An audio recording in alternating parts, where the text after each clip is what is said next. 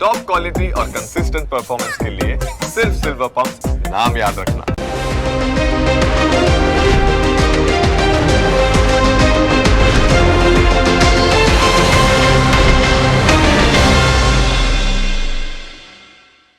Presented by trade bulls. अब trading सबके बस की बात है।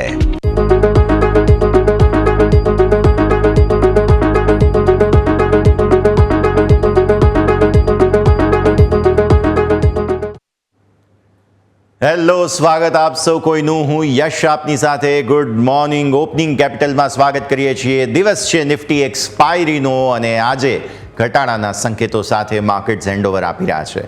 ત્યારે કયા પ્રકારનું ઓપનિંગ થશે તે સમજવાનું છે, પણ શરૂઆત હેડલાઇન્સની સાથે કરવાની છે. યુએસ ફેડ દ્વારા વ્યાજદરોમાં કોઈ પરિવર્તન નહીં. આ વર્ષે 2 વખત વ્યાજદર ઘટાડવાના આપ્યા સંકેત. વ્યાજદર ન ઘટવાને કારણે ફેડ ચેરમેન પર ભડક્યા ટ્રમ્પ. ફેડ પોલિસીમાં કોઈ પરિવર્તન ન થવાના કારણે અને ઈરાન ઇઝરાયલ તણાવ વધવાને કારણે ગ્લોબલ માર્કેટ્સથી ખરાબ સંકેત. યુએસ માર્કેટમાં પણ આવ્યું દબાણ, તો ક્રૂડ ઓઇલમાં આવ્યો $76 પાર કારોબાર. ગિફ્ટ નિફ્ટીથી નબળા ઓપનિંગના સંકેત. અત્યારે 40-50 પોઈન્ટ આસપાસનો ઘટાડો. એશિયન માર્કેટ નબળા. ડાઉ ફ્યુચર્સ 100થી વધુ નીચે.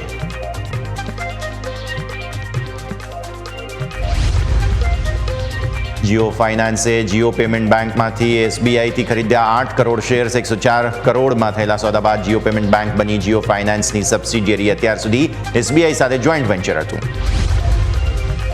માર્કેટ રેગ્યુલેટર સેબી ઓપ્શન ટ્રેડિંગમાં થતી સટ્ટેબાજી પર કરી રહી છે તપાસ.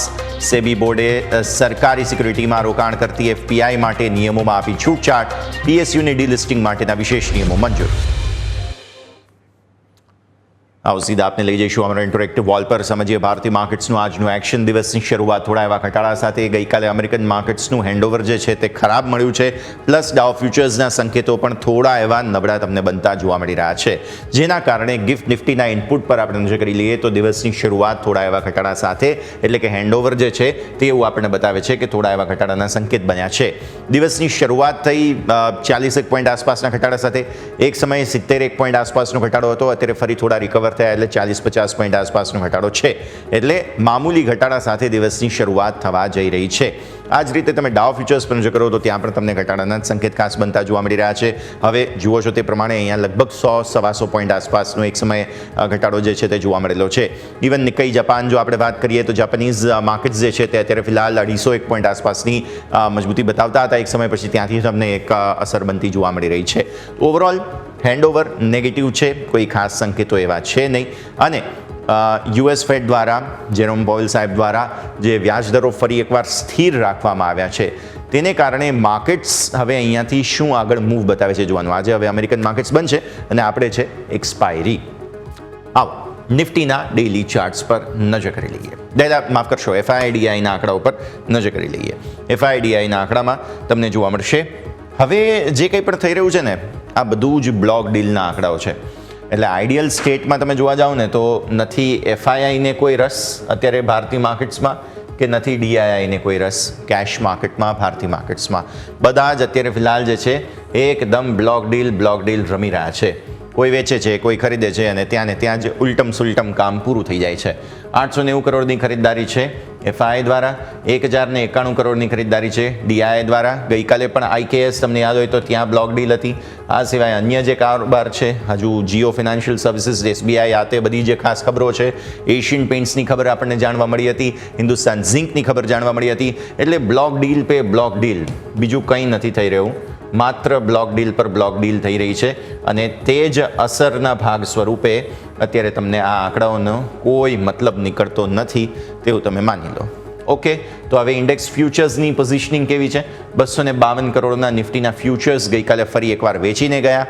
મેં તમને કીધેલું છે SL શોર્ટ લોંગ કાપો પોઝિશન, પછી લોંગ કરો, કાપો પોઝિશન, લોંગ કરો અને આમાં તમારો સ્ટોપ લોસ હિટ કરાવી દેવાની વાત છે.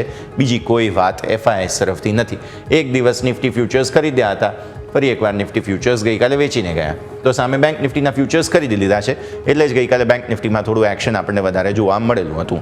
ત્યારબાદ જુઓ ફિન નિફ્ટી કોઈ એક્શન નથી. Mid cap select profit booking ચાલી રહી છે ડેફિનેટલી અહીંયા, અને આ સિવાય તમે નજર કરો નેક્સ્ટ 50ની અંદર કોઈ ખાસ એક્શન નહીં. નિફ્ટી ફ્યુચર્સ વેચ્યા. આવો ઓપ્શન્સ પર નજર કરી લઈએ. FI2 ઇમેજ પર આવો. FI2 ઇમેજ પર નજર કરતા આપણને જોવા મળે છે કે ઓપ્શન્સમાં પણ વેચવાલી સાથે જ કારોબાર છે. એટલે ફ્યુચર્સ વેચ્યા, ઓપ્શન્સ વેચ્યા, અલ્ટિમેટલી અહીંયા લોંગ અનવાઇન્ડ ગઈકાલે થતા જોવા મળેલા છે. પણ સાથે સાથે આ લોંગ અનવાઇન્ડને આગળ કઈ રીતે લઈ જવા તમારે તેની કોઈ ક્લેરિટી નથી. એટલે શું આ ફ્યુચર્સની વેચવું, ઓપ્શન્સનું વેચવું એટલે તમે પણ વેચશો? એ સવાલનો જવાબ છે ના, તમે વેચશો નહીં, ના તમે ખરીદી કરશો. એટલે અત્યારે માર્કેટને ના પાડવાથી જ મતલબ છે, બીજો કોઈ મતલબ નથી. જુઓ તમે બેંક નિફ્ટીના ફ્યુચર્સ ખરીદ્યા છે તો ઓપ્શન્સ વેચ્યા છે, એટલે અહીંયા ફરી એકવાર તમે ન્યુટ્રલ થઈ ગયા. ફિન નિફ્ટી ફ્યુચર્સ થોડા વેચ્યા, ઓપ્શન્સ થોડા ખરીદ્યા. Mid cap select futures options બંને વેચ્યા, એટલે આ પરિસ્થિતિ થતી જોવા મળી તમારી ફ્યુચર્સ ઓપ્શન્સ બંનેમાં વેચવાલી. અને અહીંયા તમે જુઓ તો થોડી એવી ખરીદદારી છે નેક્સ્ટ 50માં, જેનો કોઈ મતલબ રહેતો નથી.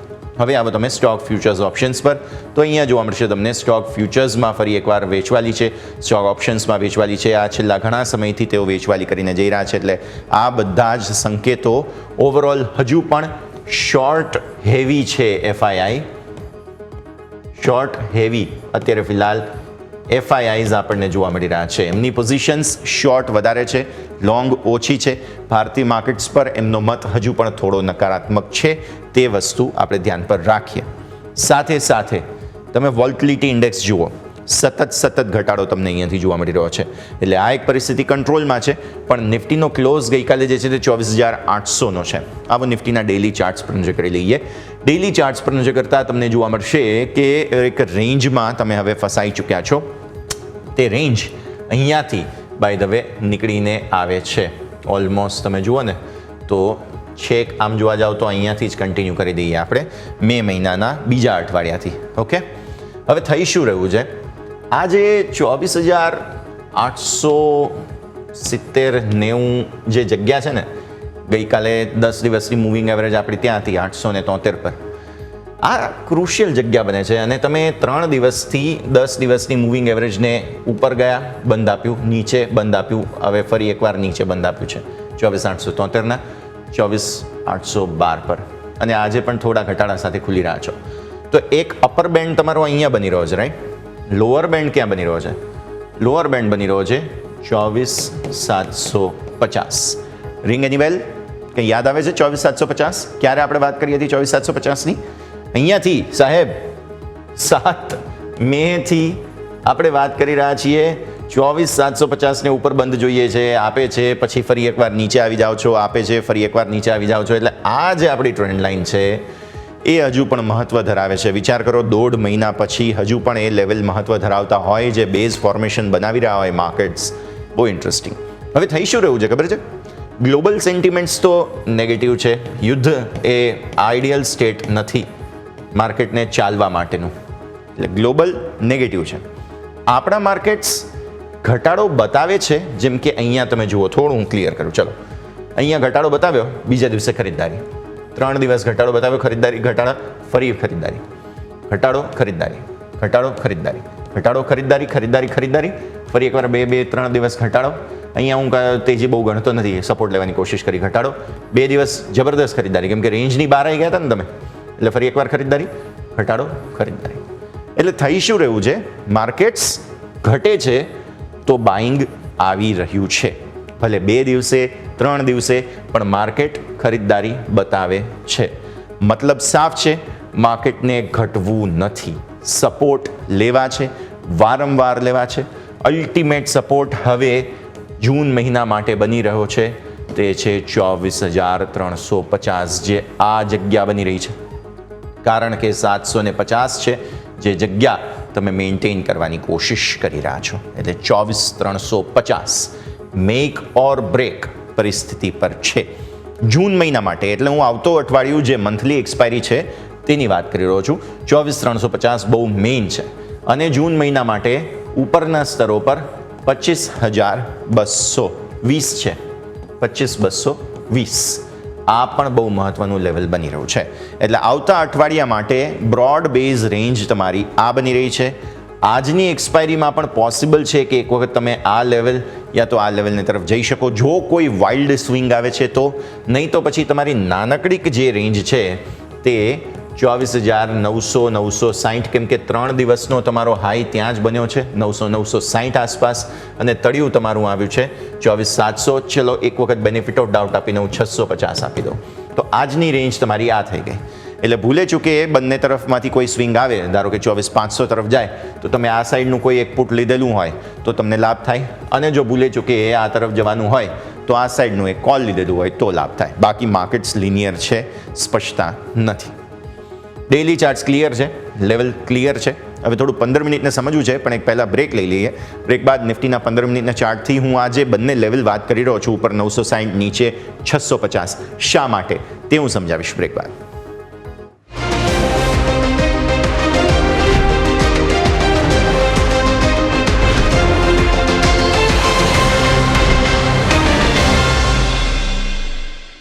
બ્રેક બાદ આપનું સ્વાગત છે. ભારતીય માર્કેટ્સ આપણે જોઈ રહ્યા છીએ રેન્જમાં છે. આજે ફરી એકવાર થોડા ઘટાડાના સંકેત આવો. હવે 15 મિનિટના ચાર્ટ્સ પરથી સમજીએ કે જે 40-50 પોઈન્ટ આસપાસના ઘટાડાના ગિફ્ટ નિફ્ટી સંકેત આપે છે તો થશે શું. હું થોડા લાંબા 15 મિનિટના ચાર્ટ્સ લાવ્યો છું તમારા પાસે. આ શુક્રવાર, અગેન હું આ 2 દિવસથી વાત કરી રહ્યો છું, શુક્રવાર ગયો અને આજે ગુરુવાર, એટલે ઓલમોસ્ટ 5 દિવસનું ટ્રેડિંગ સેશન આપણે જોઈ રહ્યા છીએ અહીંયાથી. શુક્રવારે તમે એક રેન્જ પકડવાની કોશિશ કરી જેમાં તમે ઉપર આવ્યા. પછી સોમવારે તમે એક સરસ તેજી બતાવી. મંગળવારે તમે થોડું પ્રોફિટ બુકિંગ બતાવ્યું. બુધવારે તમે બંને તરફના સ્વિંગ્સ બતાવ્યા. હવે આ રેન્જ જે તમને જોવા મળી રહી છે તેમાં સ્પષ્ટતા થઈ રહી છે 24,750થી. ગઈકાલનો લો પણ તમારો એકદમ 755 આસપાસનો હતો, એ પણ ટીક લો હતો. એટલે 24,750 બહુ ક્રુશિયલ જગ્યા બની રહી છે. યાદ આવી ગયું? બરાબર છે.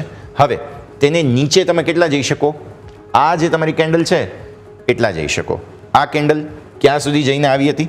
ઓલમોસ્ટ 24,500, પણ હું બેનિફિટ ઓફ ડાઉટ આપું છું 24,600 સુધીનો, 600-650 આસપાસ, રાઈટ?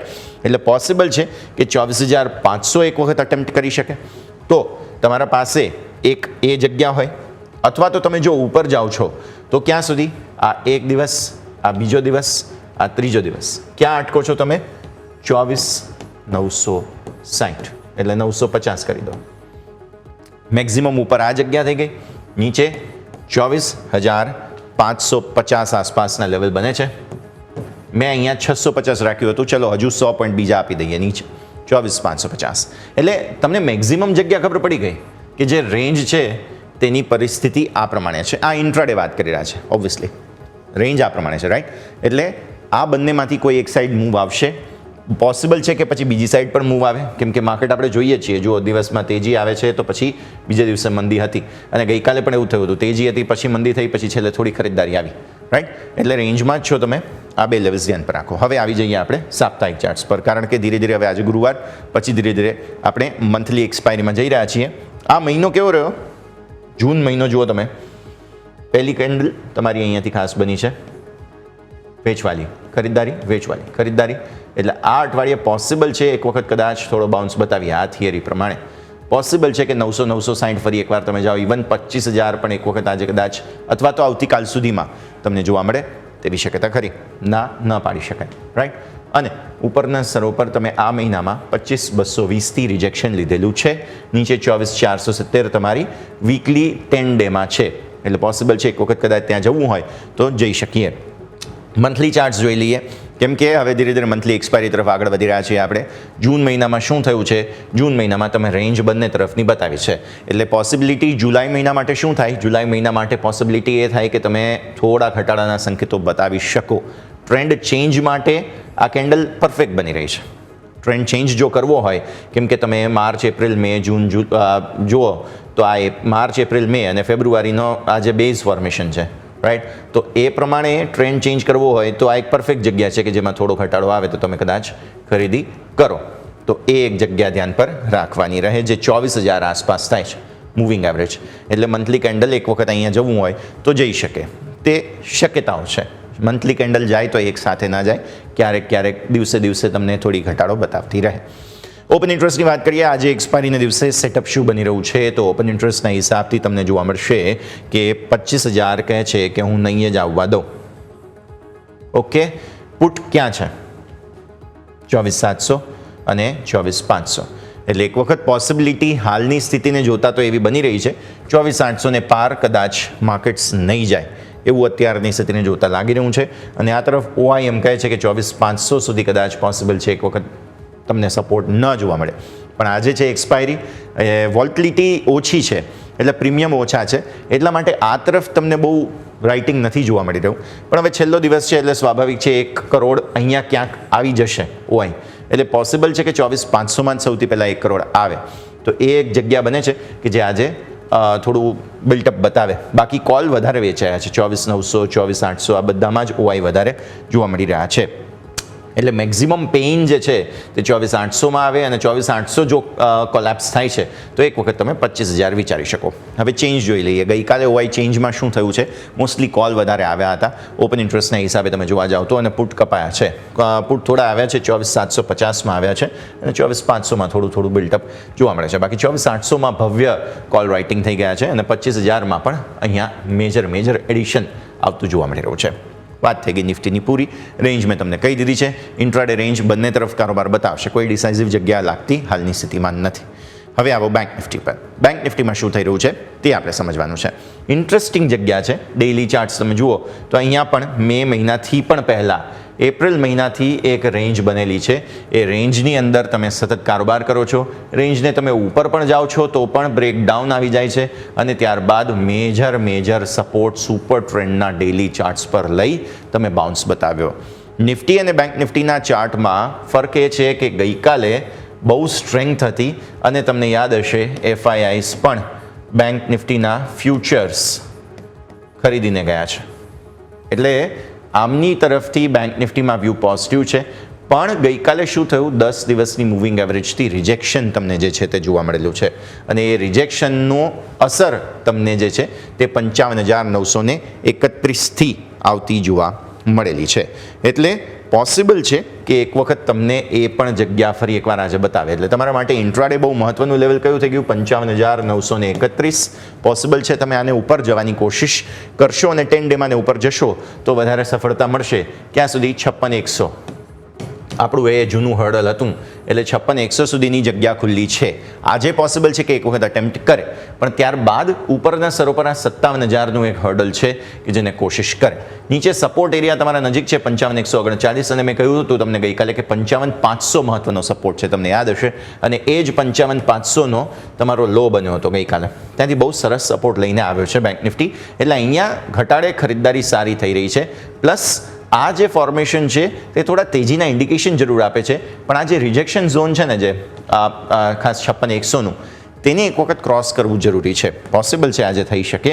હવે આવો અહીંયાથી ખાસ 15 મિનિટના ચાર્ટ પર, કારણ કે અહીંયા હજુ મંથલી એક્સપાયરી આવતા સપ્તાહે છે એટલે પ્રીમિયમ મેલ્ટડાઉન હવે એ રીતે થતા જોવા મળશે. અહીંયા પર જુઓ તમે, હું 3 દિવસના ચાર્ટ્સ લઈને આવ્યો છું. આજે શુક્રવારે તેજી આવ્યા બાદ રેન્જમાં રહ્યા. પછી સોમવારે ઘટાડા બાદ બાઇંગ આવ્યું હતું અને સરસ તેજી જોવા મળી. મંગળવારે તમને ફરી એકવાર વેચવાલી જોવા મળી. પણ બુધવારે શું થયું છે? બુધવારે ખરીદદારી સરસ આવી પહેલી 2 કેન્ડલમાં અને પછી તમે રેન્જમાં રહ્યા અને અગેન તે લેવલ થતું હતું 55,900 960 આસપાસનું.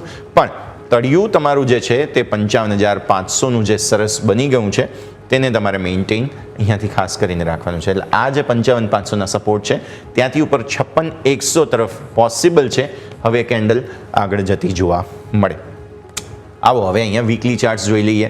વીકલી ચાર્ટ્સમાં આમ તો હજુ રેન્જને બહાર બ્રેકઆઉટ બતાવ્યું નથી, પણ હા, આ જે મોટી ખરાબ કેન્ડલ બની હતી તેના પછીનું એક બેઝ ફોર્મેશન એવું બતાવે છે કે હવે વધારે ઘટવાનો મૂડ બેંક નિફ્ટી બતાવી રહ્યો નથી. એટલે આ સ્થિતિને તમારે અહીંયાથી ખાસ ધ્યાન પર રાખવાની છે. બહુ ઇન્ટરેસ્ટિંગ જગ્યા આ પણ બનતી જોવા મળી રહી છે.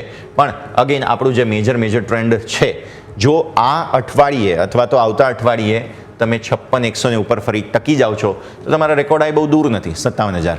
તો ફરી એકવાર તમે 57,000 જઈ શકો. બરાબર છે. હવે આવો તમે મંથલી ચાર્ટ પર. મંથલી ચાર્ટ પર હજુ એવી સ્ટ્રેન્થ નથી. તમે જોશો તો અહીંયાથી ખાસ એક બેઝ ફોર્મેશન જે બન્યું હતું તેને બહાર નીકળવાની કોશિશ જરૂર થઈ રહી છે. હવે એ જોવાનું કે આ જે તમારો ક્લોઝનો લેવલ હતો ને ઓપન ક્લોઝના હિસાબે તેને ઉપર ટકો છો કે નહીં, અને તે 55,700 આસપાસનું છે. એટલે આ મહિનાનું ક્લોઝ જે છે 55,700 ને ઉપર થવું જરૂરી બની રહ્યું છે. ઇવન હું 55,500 પણ મહત્વ ધરાવું છું. એટલે આ બે લેવલ્સ ખાસ ધ્યાન પર રાખવાના છે. ઉપર પછી ફરી એકવાર ચાન્સીસ ઓપન થઈ રહ્યા છે. હવે આવો ઓપન ઇન્ટરેસ્ટ પર. ઓપન ઇન્ટરેસ્ટના હિસાબથી તમને જોવા મળશે ઇન્ટરેસ્ટિંગ જગ્યા બની રહી છે, તે છે 56,000. 56,100નું મેં તમને લેવલ કહ્યું, રાઈટ. 56,000 પર કોલ રાઇટર્સ બહુ અગ્રેસિવ છે. આમને વધારે રસ છે કોલ વેચવામાં, અને હાઈએસ્ટ ઓઆઈ આખા ઓપન ઇન્ટરેસ્ટ ઓપ્શન ચેઇનની અંદર અહીંયા જ છે. બેઝ સારો 55,000 પર છે, 55,500 પર છે, અને ઇવન 56,000 પર પુટ રાઇટર્સ પણ એટલા છે. લગભગ તમે જોવા જાઓ તો 19.6 લાખ પુટ છે, અને સામે 25.9 લાખ તમને જોવા મળી રહ્યા છે. 25.5 જેવું અહીંયાથી તમને જોવા મળશે કોલ છે. એટલે નો ડાઉટ બાયસ થોડો હજુ પણ મંદી તરફનો છે, પણ પુટનો સપોર્ટ સારો છે અહીંયા, એટલે એટલી જલ્દી કોલેપ્સ નહીં થાય. અને હવે જો તમે, કેમ કે મંથલી એક્સપાયરીના સપ્તાહમાં એન્ટર થશો આજના દિવસ પછી, એટલે હવે જો તમે 56,000 ઉપર આવી ગયા ને, તો પછી આ 56,000ના કોલ રાઇટર્સ જોખમમાં મુકાશે. કેમ કે આ જે છે તે લગભગ બીજા અઠવાડિયાથી, મને યાદ છે ત્યાં સુધી લગભગ 10 જૂનથી આ કોલ રાઇટર્સ છે ને એ ઊભા છે. એટલે પ્રોફિટમાં તો છે જ, પણ હવે જો તેઓ આગળ નીકળે છે તો પછી, કેમ કે વિક્સ પણ ઓછો છે, પ્રીમિયમ ખાસા ઘસાઈ ચૂક્યા છે, એક વખત પ્રોફિટ બુકિંગ કરે, શોર્ટ કવર કરે, તો પછી તમારા માટે ચાન્સ બની જાય છે 56,500 તરફ જવાના. હવે આવો ચેન્જ પર. ગઈકાલે શું થયું છે? ગઈકાલે પુટના સપોર્ટ આવ્યા છે. જુઓ, નિફ્ટીની પરિસ્થિતિ હતી કોલની એન્ટ્રી, પણ બેંક નિફ્ટીની પરિસ્થિતિ જુઓ, 55,000 બહુ સરસ સપોર્ટ બન્યો છે. કોલની એક્ઝિટ ઇવન 56,000 પર થઈ ચૂકી છે પહેલાં જ, અને 56,500માં મેજર એડિશન ગઈકાલે થયું છે, ઓલમોસ્ટ 1.8 લાખનું, અને આ તરફ 1.8 લાખ પુટ અહીંયા આવ્યા છે. એટલે 55,000, 56,500 આ રેન્જ બનાવી છે. ત્યાં પુટ વેચાય છે, અહીંયા કોલ વેચાય છે. પોસિબલ છે એક વખત તમે આ તરફ આવી શકો, કેમ કે ગઈકાલે 56,000માં 55,900માં પુટની એન્ટ્રી સારી થયેલી છે. વાર્તા પૂરી થઈ ગઈ. બેંક નિફ્ટી બંને રેન્જમાં છે હજુ પણ. જો પહેલા રેન્જની બહાર કોઈ આવશે તો તે બેંક નિફ્ટી જ આવશે, કારણ કે બેંક નિફ્ટી ક્રુશિયલ સપોર્ટ લઈને આગળ વધી રહ્યો છે. 55,500, 55,000 એ બહુ ક્રુશિયલ સપોર્ટ છે જેને બહાર આવી રહ્યા છીએ. એટલે માર્કેટમાં જો તેજી આવવાની હશે તો તે બેંક નિફ્ટી લઈને આવશે, અને જો કદાચ મંદી પણ આવવાની હશે તો તે પણ બેંક નિફ્ટી લઈને આવશે. એટલે બેંક નિફ્ટી પર તમારી નજર વધારે હોવી જોઈએ. નિફ્ટીની જ્યાં સુધી એક્સપાયરીની વાત છે, હું લગભગ રેન્જ બાઉન્ડ જોઉં છું. બંને તરફના કારોબાર આજે પોસિબલ જોવા મળી રહ્યા છે. તો આ સાથે જ એક બ્રેકનો સમય થયો છે. બ્રેક બાદ આપણે સ્ટોક સ્પેસિફિક આજે ઘણા કાઉન્ટર્સ છે જેને ધ્યાન પર રાખવાના છે, ચર્ચા કરીશું મારા સહયોગી યોમિક પાસેથી, અને પછી આપણા માર્કેટ એક્સપર્ટ રવિ દિયોરા જોડાશે. તેમની સાથે માર્કેટને આજે સમજીશું. બ્રેક બાદ.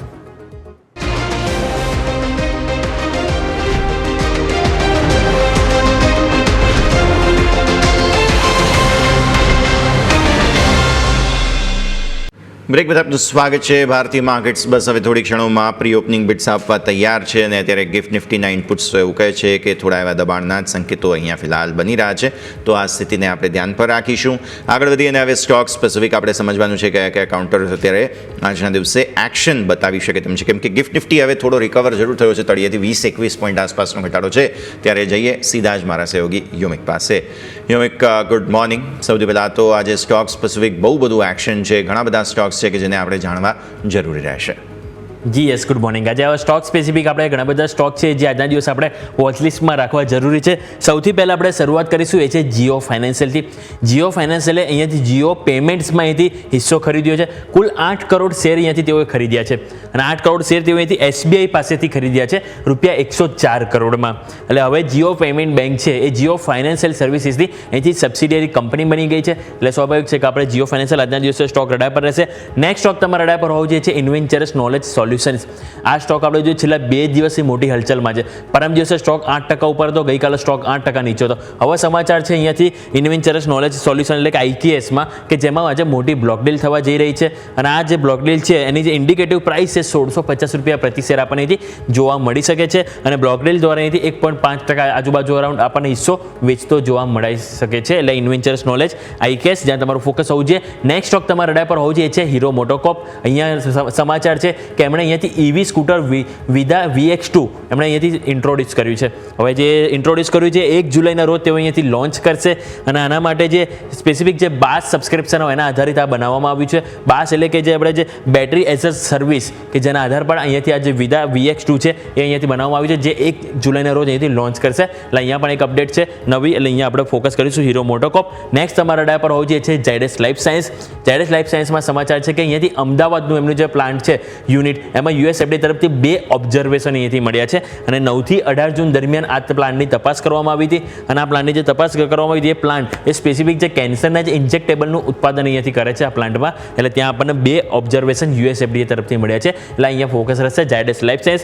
નેક્સ્ટ સ્ટોક તમારા રડાર પર હોવું છે SFB એટલે કે ESEF સ્મોલ ફાઇનાન્સ બેંક. જ્યાં સમાચાર છે કે બેંકને ₹735 કરોડની જે નોન પરફોર્મિંગ એસેટ NPA જે હતી એ વેચવા માટે બોર્ડની મંજૂરી મળી ગઈ છે અને અહીંયાથી આર્કને તેઓ અહીંયાથી ₹735 કરોડની જે NPA છે એ વેચશે. એટલે આ સ્ટોક પણ તમારા રડાર પર હોવો જોઈએ. નેક્સ્ટ ટાટા એલેક્સી તમારા રડાર પર હોવો જોઈએ. અહીંયા સમાચાર છે એમણે MOU સાઇન કર્યા છે. એ જે ઇન્ફિનિયોન ટેકનોલોજી છે એમની સાથે તેઓ MOU સાઇન કર્યા છે. ઇન્ડિયન માર્કેટ માટે અહીંયાથી તેમણે અહીંયાથી application ready electronic vehicle solution ટેલેડ જે હોય છે એને ડેવલપ કરવા માટે અહીંયાથી કરાર કરવામાં આવે છે. એટલે આ સ્ટોક પણ રડા કરવામાં આવશે. અને આ જે કંપની છે ઇન્ફિનિયોન ટેકનોલોજી એ સેમી કન્ડક્ટર સોલ્યુશનમાં એક ગ્લોબલ લેવલે એક કંપની છે. એટલે સ્વાભાવિક છે કે મોટી કંપની છે જેની સાથે ટાટા એલેક્સી અહીંયાથી કરાર કર્યા છે.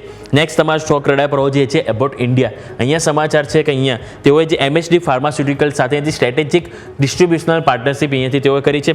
જે MSDના જે ઓરલ ડાયાબિટીક પોર્ટફોલિયો છે એના માટે સ્પેસિફિક પાર્ટનરશિપ કરવામાં આવી છે.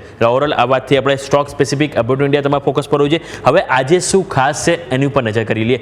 સૌથી પહેલાં આજે ગુરુવાર એટલે કે આજે નિફ્ટીની એક્સપાયરી છે, ત્યાં આપણે સૌ કોઈનું ફોકસ હોવું જોઈએ. બીજું તમે નજર કરશો તો આજે વ્યાજ દર પર બેંક ઓફ ઇંગ્લેન્ડનો જે નિર્ણય આવશે ત્યાં ફોકસ રહેશે. ઓલરેડી ગઈકાલે આપણને US ફેડ દ્વારા અહીંથી નિર્ણય કરવામાં આવ્યો, કોઈ બદલાવ કરવામાં નથી આવ્યો. હવે બેંક ઓફ ઇંગ્લેન્ડ તરફથી આપણને અહીંયાથી નજર કરવામાં રહેશે. સિમેન્ટ્સ એનર્જી ઇન્ડિયાનું આજે લિસ્ટિંગ છે.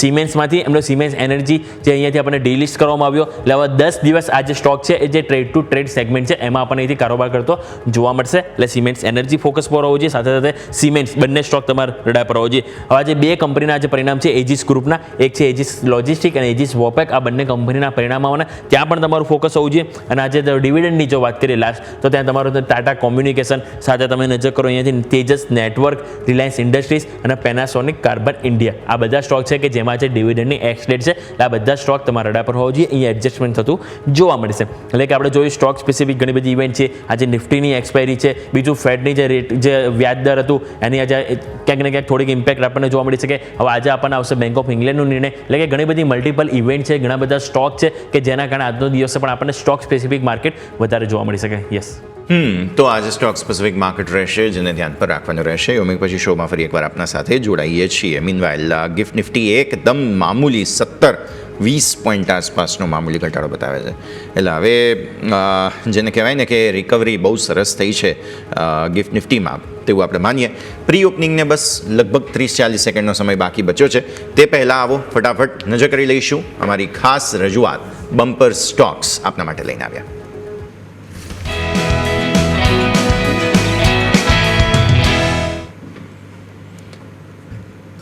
બમ્પર સ્ટોકમાં અમારી રજૂઆતમાં આજે હું ખાસ લાવ્યો છું તમારા માટે, તે છે અંબર એન્ટરપ્રાઇઝિસ. ભારતમાં મેન્યુફેક્ચરિંગની સ્થિતિ સુધરી રહી છે અને એમાં પણ ઇલેક્ટ્રોનિક મેન્યુફેક્ચરિંગ પર ફોકસ હોવું જોઈએ. સ્ટોકે બહુ સરસ સપોર્ટ લીધો છે. તમે જે બ્લેક લાઇન જુઓ છો તે સપોર્ટ એરિયા છે અને ત્યાંથી ચાર્ટ્સમાં ગઈકાલે ડેઇલી ચાર્ટની અંદર એક બ્રેકઆઉટ આવ્યું છે. એટલે હવે ગ્રાફિક્સના માધ્યમથી તમને સમજાવું. એક દિવસના ચાર્ટમાં મોટું બ્રેકઆઉટ આવ્યું છે. ગઈકાલે સપોર્ટ સરસ લીધા છે. કંપનીના ફંડામેન્ટલ જુઓ, તેનો સેલ્સ ગ્રોથ જે છે તે સતત 30% ઉપર છે. તેમના ROE રિટર્ન ઓન ઇક્વિટીઝ છે તેમાં અત્યાર સુધી સુધારો આવ્યો નથી. હવે એ શક્યતા પણ તમે અહીંયાથી ખાસ રાખી શકો. એટલે પોસિબલ છે કે અહીંયા તમને કોઈક તેજી આવતી જોવા મળી શકે. એટલા માટે થોડા મોડેસ્ટ ટાર્ગેટ આપણે રાખીએ. ડિલિવરી બેઝ જો ખરીદદારી કરો તમે તો 7,800ના તમે ટાર્ગેટ્સ રાખી શકો છો અને સ્ટોપ લોસ રાખવાનો છે 6,400નો. સરસ 1000 પોઈન્ટ આસપાસની તેજી તમને મળી શકે તેમ છે. એટલા માટે અંબર એન્ટરપ્રાઇઝ તમારે ખાસ ધ્યાન પર રાખવાનો છે. હવે મારા સહયોગી યોમિક પાસે પણ જઈએ અને સમજીએ તેમના તરફથી આજે શું રેકમેન્ડેશન છે. યોમિક, જી બિલકુલ, મારા તરફથી આજના દિવસે રહેશે એ છે કાઇનેસ્ટ ટેકનોલોજી. આ સ્ટોક તમે નજર કરો તો ઘણા મલ્ટિપલ આપણને એથી કન્ફર્મેશન મળી રહે છે. સૌથી પહેલાં તો તમે ચાર્ટ નજર કરો તો તમારા માટે હેઇકિન એસી જે ચાર્ટ છે એમાં એક તેજીનું સેટઅપ આપણને બનતું જોવા મળ્યું. ડોજી કેન્ડલ બની, જે બાદ તમને એથી ફોર્મેશન એથી બાઇંગનું બનતું જોવા મળ્યું છે, એટલે ત્યાં આપણને સારી એવી તેજી જોવા મળી. બીજું તમે નજર કરો તો છેલ્લા 4 દિવસથી આ સ્ટોકમાં આપણને જે કેન્ડલસ્ટિક ચાર્ટ છે એમાં પણ આપણને હાયર હાઈ અને હાયર લો ફોર્મેશન બનતું જોવા મળ્યું છે, એટલે સારી એવી તેજી આવી. અને આ જે હાયર હાઈ હાયર લો ફોર્મેશન બન્યું એ બધા વચ્ચે તમે નજર કરો તો 10 ડે એક્સપોનેન્શિયલ મૂવિંગ એવરેજ અને 50 EMA એને ફાઇનલી તમે ક્રોસ કર્યું છે. અને અગાઉ પણ જ્યારે ક્રોસ કર્યું હતું તમે એપ્રિલ મહિનામાં, એ બાદ તમે નજર કરો તો સ્ટોકમાં સારી એવી તેજી જોવા મળી હતી. અને આ ફેરી તમે જુઓ તો 10 EMA 50 EMA બંને એક સાથે આવી ગયા છે અને ફાઇનલી ત્યારબાદ તમને અહીંથી કન્ફર્મેશન મળ્યું છે તેજીનું. એટલા કારણે આપણે અહીંથી ખરીદીની સલાહ રહેશે. ટાર્ગેટની વાત કરેલી તો ટાર્ગેટ તમારે અહીંથી 5888 અને બીજો 6076 આ બે ટાર્ગેટ કાઇનેસ્ટ ટેકનોલોજીમાં જોવા મળશે. અને સપોર્ટ તરીકે આપણે 5635 જેને આપણે ફોકસમાં રાખવાનું રહેશે. યસ, તો કાઇન્સ્ટેક અને સાથે અંબર એન્ટરપ્રાઇઝ આ બંને તમારે ધ્યાન પર રાખવાના છે. 5 પૈસાની નબળાઈ સાથે રૂપિયો ઓપન થયો છે ₹56.53 પર. પ્રી ઓપનિંગ બિટ્સમાં સેન્સેક્સને કંઈક લીલા નિશાનમાં જવું છે. નિફ્ટી અત્યારે 57 પોઈન્ટનો ઘટાડો બતાવે છે, એટલે શરૂઆતમાં તો એવા જ વિચિત્ર બિટ્સ આવતા જોવા મળી રહ્યા છે જેને થોડો સેટલમેન્ટનો સમય આપવો પડશે. મીનવાઇલ હવે કુંવરજી ગ્રુપના રવિ દિયોરા પણ આપણી સાથે જોડાઈ રહ્યા છે. રવિ સર, સ્વાગત. સૌથી પહેલાં તો ગુડ મોર્નિંગ. સમજીએ ભારતીય માર્કેટ્સને. પહેલાં તો ફેડરલ રિઝર્વ દ્વારા, પવેલ સાહેબ દ્વારા ફરી એકવાર એમની જે જીદ છે અને જે સાચું કદાચ પગલું પણ છે તે તેમણે યથાવત રાખ્યું. વ્યાજદરમાં પરિવર્તન ન કર્યું, પણ કહ્યું છે કે આ વર્ષે 2 પરિવર્તન તો લાવી દઈશું, પણ ક્યારે એ કહ્યું નથી. કદાચ આ એમની છેલ્લી પોલિસી પણ છે, કેમ કે હવે મને લાગતું નથી ટ્રમ્પ સાહેબ રહેવા પણ દેશે અને એમનો કાર્યકાળ પણ કદાચ પૂર્ણ થઈ રહ્યો છે. તો પહેલાં તો એ જ સમજી લઈએ, જરા ઇન્ટરનેશનલ સેન્ટિમેન્ટ સમજાવો. ડાઓ અને નાસ્ડેક દ્વારા જે રિએક્શન છે ગ્લોબલ માર્કેટ્સનું અને ગિફ્ટ નિફ્ટીનું જે રિએક્શન છે તે પહેલાં સમજી લઈએ. Ravi sir, good morning. Good morning. Definitely જે રીતે પોલિસી હતી એમના કમેન્ટ્સમાં પણ ઘણા બધા આજે ડાયવર્જન્સ જોવા મળ્યા હતા. પેડ મેમ્બર વચ્ચે પણ ઘણા બધા ડાયવર્જન્સ હતા. ઘણા લોકો ધમકીઓથી ડરી પણ ગયા છે અને પહેલી વાર એવું થયું કે આટલા મોટા ડાયવર્જન્સ સાથે એક ફેક્ટર્સ એમને એસ્ટાબ્લિશ કર્યો. અને આઈ થિંક એ દેખાય છે કે થોડું મીન્સ કે આવું થાય ત્યારે ઓલવેઝ આ જે ક્રેડિબિલિટી છે ફેડની એના ઉપર થોડા ક્વેશ્ચન માર્ક થાય. એટલે કોઈ પણ કમેન્ટને મીન્સ કે જો કમેન્ટ સોફ્ટ આપે છે તો એવી કમેન્ટ ગણી શકાય કે એ ટ્રમ્પના પ્રેશરમાં આવી છે. હવે જો કમેન્ટ હાર્ડ આવી છે તો એવું ગણી શકાય કે એમને જીત કરી છે. તો આઈ થિંક આ એક ક્રેડિબિલિટીનો ઇસ્યુ છે અને જલ્દીથી ચેન્જ થાય ફેડ છે તો આઈ થિંક માર્કેટને ખ્યાલ આવી જશે કે પછી ટ્રસ્ટ ના કરવો જોઈએ અને પછી 100% ખ્યાલ આવી જાય કે ગવર્મેન્ટ અને ફેડમાં કોઈ વધારે ફરક નહીં રહે. તો આઈ થિંક ત્યારે ફેડ ચેર ચેન્જ થશે પછી એક મોટા રેટ કટ આવશે, કારણ કે અત્યારે એ જ નેગોશિએશન થતું હશે કે કોણ વધારે રેટ કટ આપશે અને ટ્રમ્પ ફેડ ચેર બનાવે. તો મારા હિસાબે એ ક્રેડિબિલિટીનો સવાલ રહેશે. અત્યાર સુધી આપણે ઘણું બધું મીન્સ કે એટલે તમે જોશો એના ફાઇનાન્શિયલ માર્કેટ અને બોન્ડ અને ડોલર બધાનું ડાયવર્સન છે, કોઈ પણ વધારે ઇમ્પેક્ટ નથી આપી. એમાં એક રીઝન એ પણ હોઈ શકે કે આજે યુએસ માર્કેટ ક્લોઝ છે તો એના હિસાબે લાસ્ટ મોમેન્ટ સુધી એમની મીન્સ કે જે ઇમ્પેક્ટ આવી જોઈતી હતી એ કંઈ આવી નથી. એમને કમેન્ટ તો ઓકેશ જ આપ્યા છે. એમના કમેન્ટ્સમાં કંઈ પણ એવું નથી દેખાઈ રહ્યું કે એમને બહુ જલ્દી છે કે રેટ કટ કરે. તો શાયદ અત્યારે બેઝિક માર્કેટનું કોન્સન્ટ્રેશન સપ્ટેમ્બર વાળી પોલિસીમાં થઈ રહ્યું છે કે જુલાઈમાં તો આવશે નહીં. તો સપ્ટેમ્બરમાં રેટ કટની એક આવશે ને એક ડિસેમ્બરમાં. અત્યારે માર્કેટે બોન્ડ માર્કેટે કે જે રીતે yields છે એમનું એસ્ટાબ્લિશમેન્ટ ત્યાં છે. ફેડ વોચ ટૂલ પણ આ ઇન્ડિકેશન કરી રહ્યું છે. તો 2 રેટ કટની આશા હજી પણ માર્કેટ રાખી રહ્યું છે. 0.45ની જે આશા છે એ ફેડની પોલિસી પરથી માર્કેટે ડિસ્કાઉન્ટ કરી છે. તો આઈ થિંક આ એક ક્લિયર કટ ઇન્ડિકેશન છે કે ફેડ સાઇડથી શાયદ આજે પણ જ્યાં સુધી મીન્સ કે ફેડ પોતે કન્વિન્સ નહીં થાય ત્યાં સુધી રેટ કટ જે લોકો આપશે એવું દેખાઈ નથી રહ્યું. અધરવાઇઝ કે ચેરમેન ચેન્જ થાય. બેઝિક અને ગ્લોબલ સેટઅપ છે થોડા ફ્લેટ ટુ નેગેટિવ છે. સવારે એશિયન માર્કેટ પણ થોડું નેગેટિવ રિએક્ટ કરતું. જીઓપોલિટિકલ રિસ્ક આજે પણ પ્રિવેલ કરી રહ્યા છે અને મીન્સ કે બ્લુમબર્ગના સોર્સિસથી ન્યૂઝ હતા સવારે કે યુએસ છે આ વોરમાં આ વીકેન્ડમાં ઇન્વોલ્વ થઈ શકે છે. અને જ્યારે ત્યારે ન્યૂઝ આવે પછી એશિયન માર્કેટમાં જે ફ્લેટ ઓપન થયા હતા એ સારા એવા નેગેટિવિટી સાથે ટ્રેડ કરી રહ્યા છે. તો I think A clear cut indication છે જ્યાં માર્કેટનું ફોકસ રહેશે. યુએસ તો ક્લોઝ છે એટલે એના ફ્યુચર્સને આજે લો વોલ્યુમના હિસાબે થોડું કવરિંગ આવ્યું છે. પણ હવે આજે માર્કેટમાં ગ્લોબલ સેન્ટિમેન્ટ વધારે ઇમ્પેક્ટ કરશે. ડોમેસ્ટિક વાઇઝ વાત કરીએ તો ડોમેસ્ટિકમાં જે મીન્સ આપણે ગઈકાલે થોડું અંડર પરફોર્મન્સ ગ્લોબલ માર્કેટને કરી દીધું હતું અને આજે પણ જોઈએ તો ફ્લેટ ટચ ઓપનિંગના એક્સપેક્ટેશન્સ છે.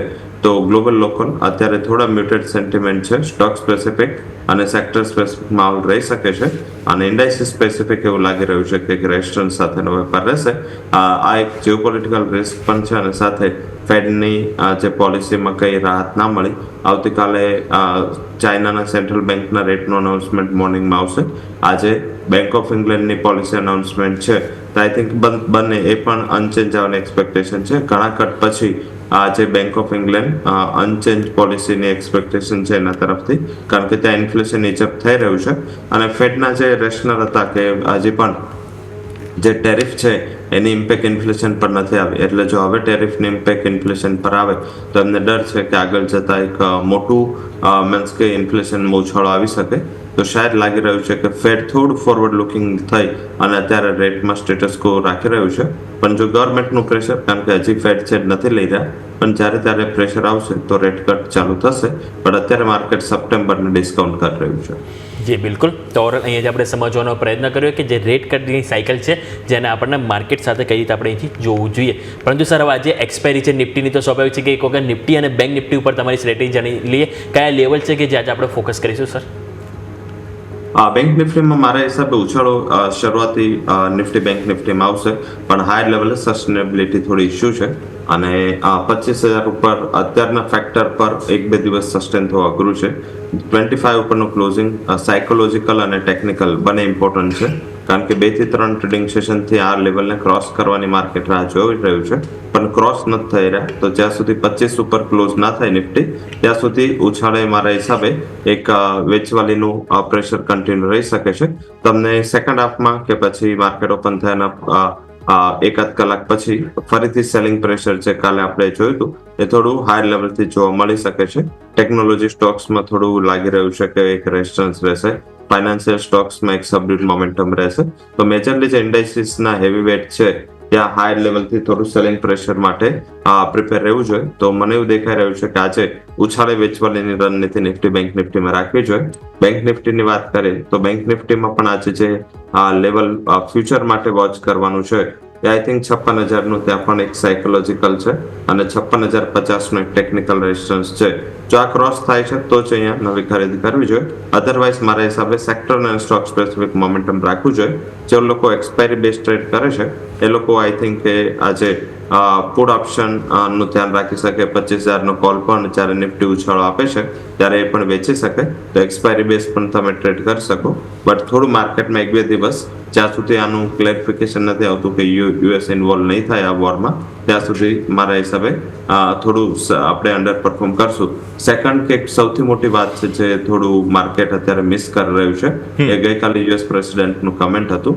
યુએસ પ્રેસિડેન્ટ લાઈક એમને જે પાકિસ્તાન જનરલ સાથે એમને એક ડિનર લીધું, પણ એટલે એમને ઇન્ડિયાના સેન્ટિમેન્ટ પ્રોટેક્ટ રાખવા માટે એમને ગઈકાલે કમેન્ટ આપ્યું હતું કે એ ઇન્ડિયા સાથે ડીલ કરશે. ઘણા ટાઈમથી મિસ હતું, ઇન્ડિયાનું નામ જ મિસ હતું એમના લિસ્ટમાંથી. જાપાન અને કોરિયા ઉપર થોડા બોલિશ હતા, પણ જે જાપાન અને કોરિયા બંને પોતાના ફેક્ટરથી ડિનાય કર્યું પછી એવું લાગી રહ્યું છે કે હવે સેકન્ડ ડીલ એ લોકો ઓપ્ટિમિસ્ટિક છે કે ઇન્ડિયા સાથે જલ્દીથી યુએસ ડીલ કરી લેશે. જો આ થાય છે તો મારા હિસાબે ઇન્ડિયા માટે થોડા એક સેન્ટિમેન્ટ પોઝિટિવ ન્યૂઝ હોઈ શકે છે. શાયદ આવતા વીકમાં આ ન્યૂઝ આવી શકે, તો આના ઉપર પણ ફોકસ રાખવું જોઈએ.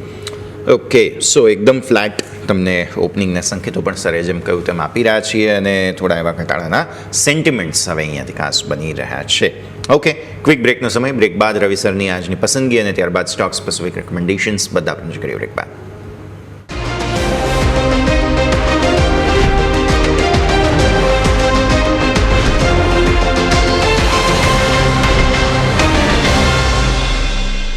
બ્રેક બાદ આપનું સ્વાગત છે. માર્કેટ સેટલ થઈ ચૂક્યા છે, એકદમ ઠંડી ઓપનિંગ થવા જઈ રહી છે. રવિ સર, ફટાફટ પહેલાં તમારા સ્ટોક સ્પેસિફિક રેકમેન્ડેશન્સ જાણી લઈએ.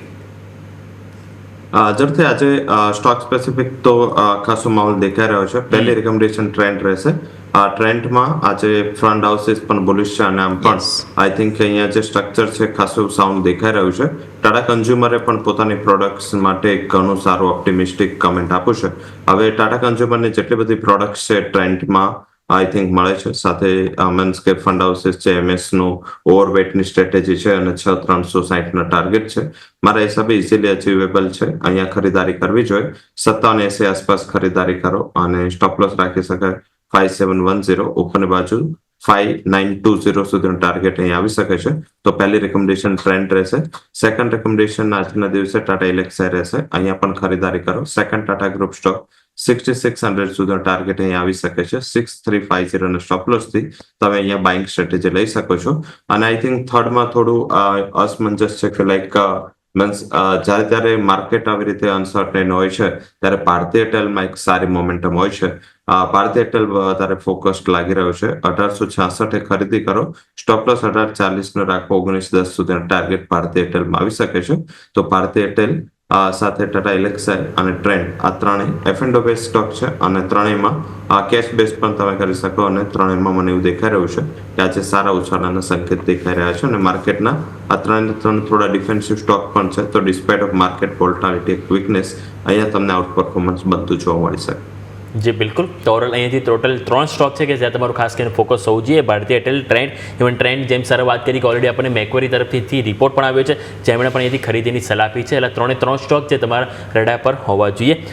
સર ઓવરઓલ જોઈએ તો માર્કેટ ઓલમોસ્ટ બિલકુલ ફ્લેટ નજીક જ આપણે કહી શકાય. ફ્લેટ નેગેટિવ આપણને ઓપનિંગ જોવા મળ્યું છે.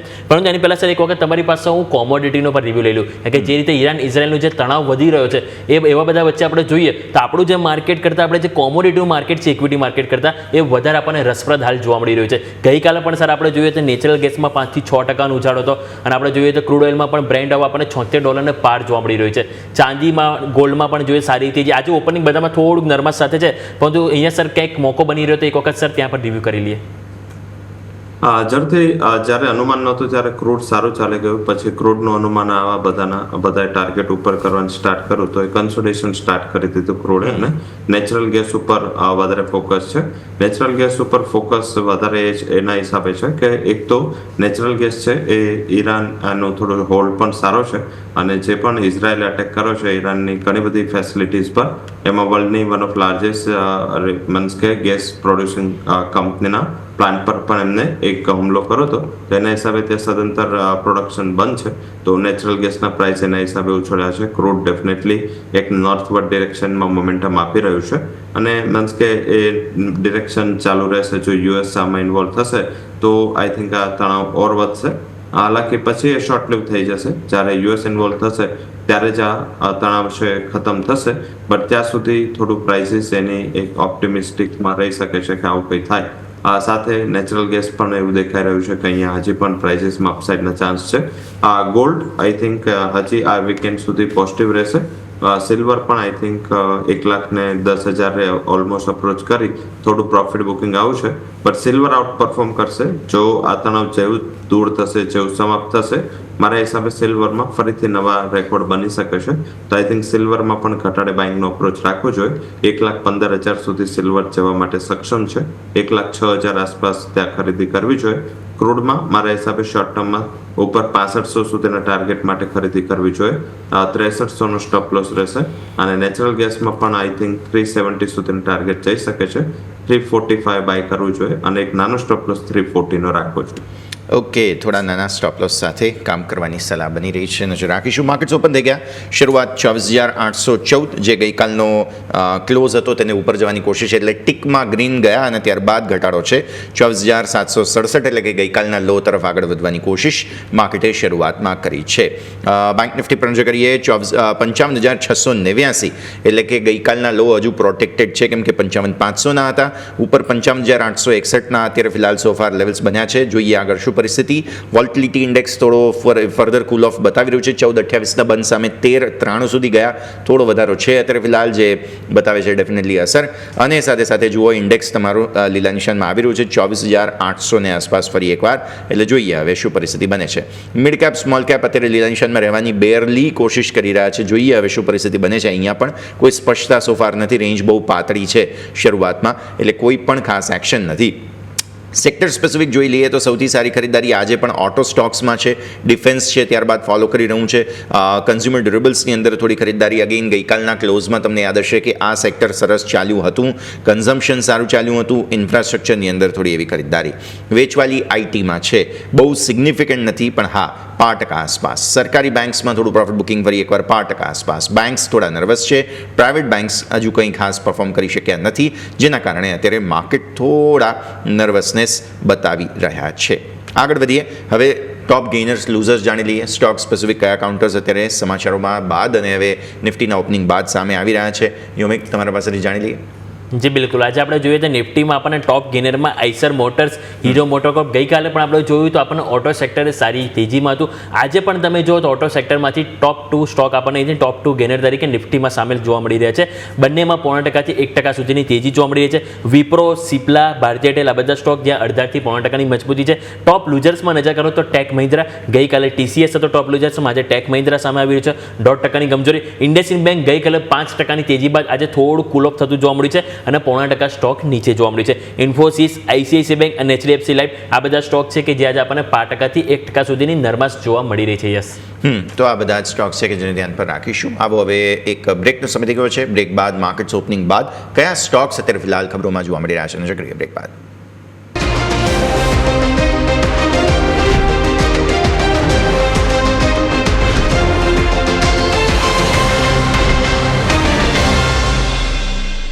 બ્રેકમાં આપનું સ્વાગત છે. ભારતીય માર્કેટ્સ પર નજર કરો તમે. શરૂઆતી નર્વસનેસ જેમ રવિ સરે કહ્યું હતું તે પ્રમાણે ઘટાડાના સંકેત. ગઈકાલના લો તોડવાની કોશિશ ઓલમોસ્ટ સફળતા મળી ચૂકી છે. 751, 750ના એક્ઝેક્ટ લો હતા, એટલે હવે લાગી રહ્યું છે કે અત્યારે શરૂઆતમાં ત્યાંથી જ સપોર્ટ લેવાની કોશિશ માર્કેટ્સે કરી છે.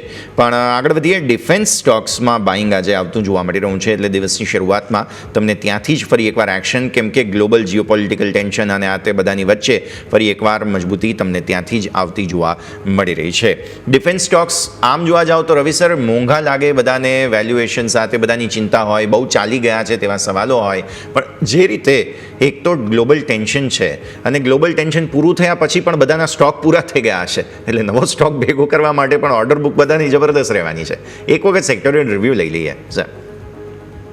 ઝડપથી સેમ રીઝન છે, કારણ કે યુએસ પ્રેસિડેન્ટ આવ્યા પછી થોડું ઓપ્ટિમિઝમ માર્કેટને અને ગ્લોબલ ઇકોનોમીને હતું કે યુએસ પ્રેસિડેન્ટ આવ્યા છે, નવા ચેન્જ થયા છે, જૂના પ્રેસિડેન્ટે કંઈ નથી કર્યું, એટલે નવા પ્રેસિડેન્ટ છે એ વોર ખતમ કરશે ગ્લોબલી, અને આ વોર ખતમ કરવાની સામે એ વોરમાં ઇન્વોલ્વ થવા માટે તત્પર છે.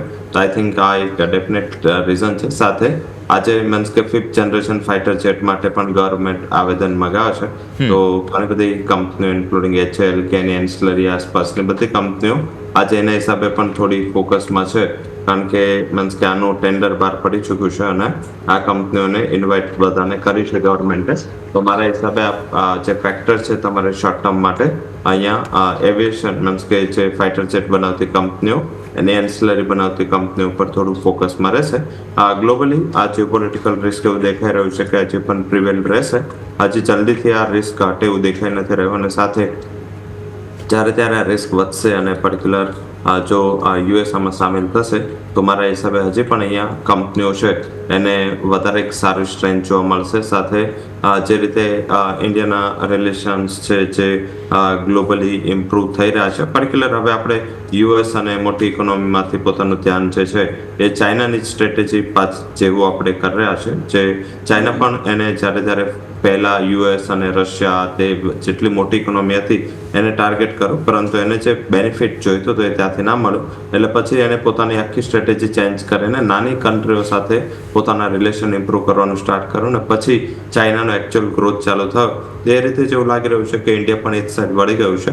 યુએસ કે અહીંયા તમે જોશો તો એમની સાથે આપણે રિલેશન ન્યુટ્રલ થયા છે, પણ સામે આપણે જે નાની કન્ટ્રીઓ છે ઇન્ડિયા પાસેથી ડિફેન્સ એક્સપોર્ટ જે ઇન્ડિયાનું છે એને એક્સેપ્ટ કરવા તૈયાર છે. આપણી ઘણી બધી ટેકનોલોજી હવે એમના પેરામીટરને ક્રોસ કરે છે.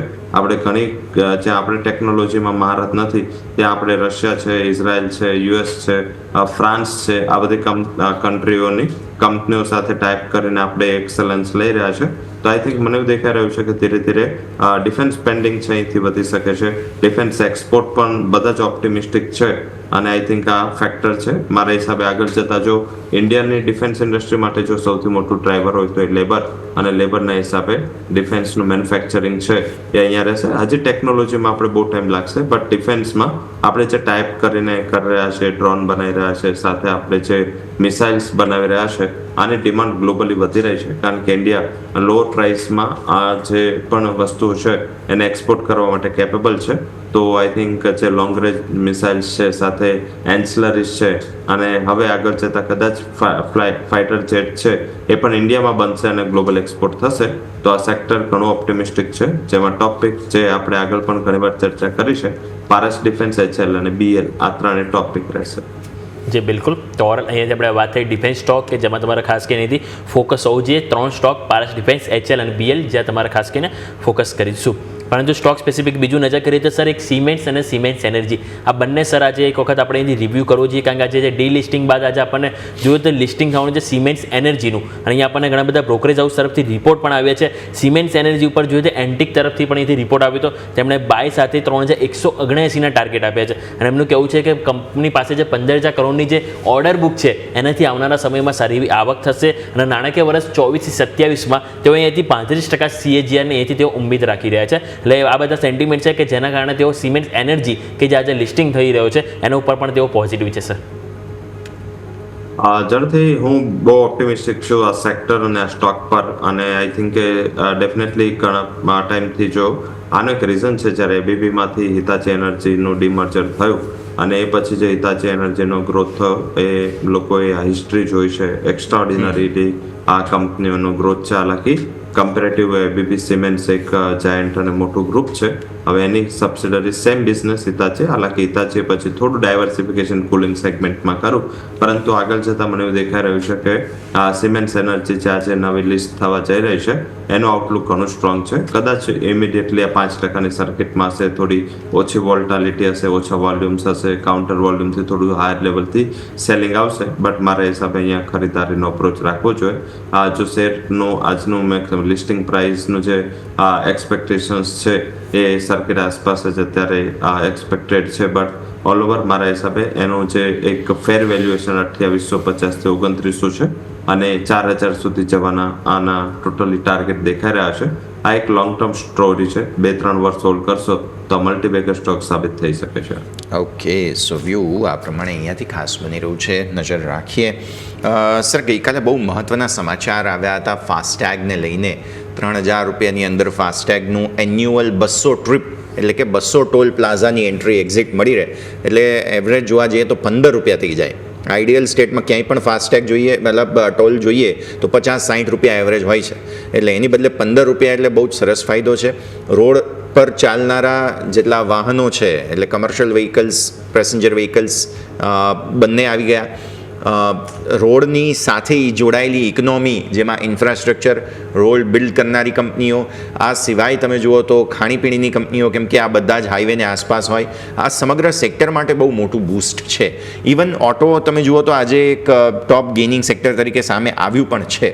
થોડું સમજવાનું રહેશે સર, આ ડિસિઝનને કારણે ઘણા તેના પોઝિટિવ પાસાઓ જે છે તે ઘણા બધા સેક્ટરને ટચ કરી રહ્યા છે. રવિ સર, જરૂરથી યોમિકભાઈ કે મારા માટે એટલું ખાસ ઇમ્પોર્ટન્ટ નથી આ ટોલ પ્લાઝા, કારણ કે 200 તો અમારે ટોલ થતા પણ નહીં હોય. હા, યશભાઈ માટે ડેફિનેટલી પોઝિટિવ હોઈ શકે છે, અને ડેફિનેટલી કારણ કે લાઈક કે ફ્લાઇટના કઈ ન્યૂઝ આવવા, સાથે એવિએશનના ફેર ઉપર નીચે થવા, અને મુંબઈ કે સાથે અન્ય જે મેટ્રો સિટીઝ છે એમાં હોટલના દર ઉપર નીચે થવા, એ બધાની અસર અમને ઓછી પડે છે, યશભાઈને થોડી વધારે પડે છે. તો ડેફિનેટલી આના ઉપર ધ્યાન રાખવું જોઈએ. આનાથી મીન્સ કે એક સારી સ્કીમ છે. આઈ થિંક જે લોકો રેગ્યુલર ટ્રાવેલ એજન્સીઓ છે, લોજિસ્ટિક કંપનીઓ છે, જે કંપનીઓ ટૂર એન્ડ ટ્રાવેલ એજન્સીઓ છે તેને ઘણું વધારે પોઝિટિવ થાય, કારણ કે એમને તો 200 ટોલ આઈ થિંક કે વર્ષના બહુ મિનિમમ ગણાય. એક દિવસના 2-3 ટોલ એ લોકો પાસ કરતા હોય છે. મારા હિસાબે મીન્સ કે એમના માટે ઘણા રાહતના સમાચાર છે, કારણ કે અત્યારે સૌથી મોટી કોસ્ટ ઘણીવાર એમને ટ્રાવેલિંગમાં, એટલે લોકો પબ્લિક ટ્રાન્સપોર્ટનું પણ પસંદગી વધારે કરતા હોય છે, કારણ કે ટ્રાવેલિંગના ઘણા એક્સપેન્સીસ અહીંયા થઈ જતા હોય છે અને પેટ્રોલ ડીઝલના પ્રાઇસ પણ જે રીતે ઉપર છે, તો એ રીતે પબ્લિક ટ્રાન્સપોર્ટની વધારે ડિમાન્ડ હતી. પણ મારા હિસાબે એક સારો નિર્ણય છે આનાથી. મીન્સ કે ફેર પણ થોડા કાબુમાં રહેશે. જે પણ ઓલા ઉબેર જેવી કંપનીઓ છે, જે મીન્સ કે એના ડ્રાઈવરો અને જે આઉટ સ્ટેશનની ડ્રાઇવિંગ છે ત્યાં પણ સારું થઈ જશે. અને આઈ થિંક કે હોટલ ટુરિઝમમાં ઘણું રાહત મળશે, કારણ કે આ બધાનું મીન્સ કે ડાયરેક્ટ ઇમ્પેક્ટ આપણે કદાચ ના જોઈ શકીએ. ઇનડાયરેક્ટ ઘણી બધી ઇમ્પેક્ટ હોય, સેન્ટિમેન્ટ વાઇઝ ઘણી ઇમ્પેક્ટ હોય છે, કારણ કે આનાથી મારા હિસાબે જે કન્ઝમ્પશન છે અને પર્ટિક્યુલર જે ટોલ પ્લાઝાનું ઘણા બધા લોકો એવા હતા કે ઇન્ફ્રા કંપનીઓ પણ એવા હતા કે ખોટી રીતે લોકો અવોઇડ કરતા હતા. મીન્સ કે લોકો ટોલ નહોતા પે કરતા, બટ કારણ કે એની કોસ્ટ એમને વધારે લાગતી હતી. હવે 3,000 રૂપિયાનું કાર્ડ, 200 ટોલ, આઈ થિંક કે લગભગ પરવડે એવું છે, કારણ કે જે ટોલ ભરવા માટે કેપેબલ છે, જેમની પાસે કાર છે, એમના માટે 3,000 એટલી કોઈ મોટી અમાઉન્ટ નથી. તો મારા હિસાબે આની બહુ ડિમાન્ડ આવશે. તમે જોશો જેવું અપ્લાય થશે, આની એક સારી એવી ડિમાન્ડ હશે. અને રોડ ઇન્ફ્રાને શું થશે કે એની પાસે એક fix amount of money in advance આવી જશે, એટલે એ લોકોને પણ જે કેશ ફ્લો છે એ ઘણા પોઝિટિવ રહેશે. લાર્સન આઈએમ ઇન્ફ્રા ઉપર વધારે ફોકસ કરવું જોઈએ. ઓકે, તો આ બધા જ સેક્ટર્સ છે જેને મલ્ટિપલ અસર આ નિર્ણયને કારણે આવી શકે તેમ છે. નજર રાખીશું. આવો આગળ વધીએ. એક ક્વિક બ્રેકનો ફિલહાલ સમય. બ્રેક બાદ આ રજૂઆતને આગળ યથાવત રાખીએ.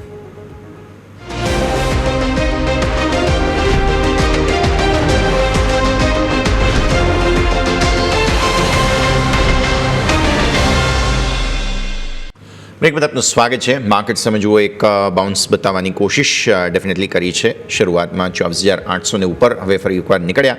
નવા હાઈઝ 825 આસપાસના હમણાં બનાવ્યા છે. ઇન્ટ્રાડે હાઈઝ છે. હવે રેન્જ અગેન એ જ બની રહી છે 24,600-650 જે ક્રુશિયલ ઝોન બને છે. ન્યૂનતમ સરોવર ઉપર 960 જે 2-3 દિવસના તમારા ટોપ બન્યા છે. એટલે જોઈએ હવે શું એક વખત ત્યાં અટેમ્પ્ટ કરે છે કે નહીં 960ને, કેમ કે પાછલા 2-3 દિવસથી દરરોજ 960નું લેવલ છે કે જે એક વખત તો આવેલું જ છે. હવે જોઈએ, આજે શરૂઆતમાં જ એક નર્વસનેસ બાદ થોડો બાઉન્સ બતાવવાની કોશિશ કરી છે. સફળતા મળે છે કે નહીં. આગળ વધીએ. બીજા સ્ટોક્સ જે ખાસ આપણે ડિસ્કસ કરવા જોઈએ તેમાંથી એક મારે અહીંયાથી ચર્ચા કરવી છે, તે છે સાયન્ટ. આજે 62% નીચે છે. આઈટી કંપનીઓ પર મલ્ટિપલ રિપોર્ટ્સ ઘણા સામે આવ્યા છે. પહેલાં સાયન્ટની ઇન્ડિવિજ્યુઅલ વાત કરીએ, પછી આઈટી કંપનીઓ પર 2 અલગ અલગ રિવ્યૂ જે છે તે સમગ્ર સેક્ટર પર આવ્યા છે, તેની પણ આપણે રવિ સર સાથે ચર્ચા કરી લઈએ. એક અહીંયાથી ખાસ CLSA તરફથી રિપોર્ટ છે જેમને ઇન્ફોસિસ, ટેક મહિન્દ્રા, પર્સિસ્ટન્ટ પસંદ છે. મોર્ગન સ્ટેનલી તરફથી રિપોર્ટ છે જેમને ખાસ અહીંયા મિડકેપમાંથી કોફોર્જ, એમ્ફેસિસ પસંદ છે. સાયન્ટમાંથી એમને કંઈ ખાસ બહુ પસંદગી આવી નથી, એટલે આજે સાયન્ટમાં વેચવાની છે. સર, જ્યારે તેમને ક્લિયરલી ઇન્ડિકેટ કરે તો તેમને આઈટી ઉપર વધારે ફોકસ છે, ના કે આઈટી એન્સિલરી ઉપર. અને સાયન્ટ એમને મીન્સ એમના રિપોર્ટમાં પણ છે કે આ કંપનીઓ જે સાયન્ટ છે, મોડલની કંપનીઓ છે, એમને ઓછી પસંદ છે.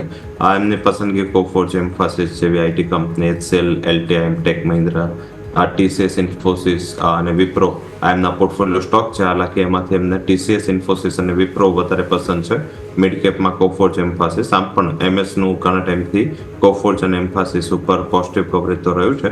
CLSAનું પણ કવરેજ છે. હાલાકી મોર્ગન સ્ટેનલીએ પોતાના પોર્ટફોલિયોમાં ટેક મહિન્દ્રાને ડાઉનગ્રેડ કર્યો છે, પણ વિપ્રોને પણ અપગ્રેડ કર્યો છે.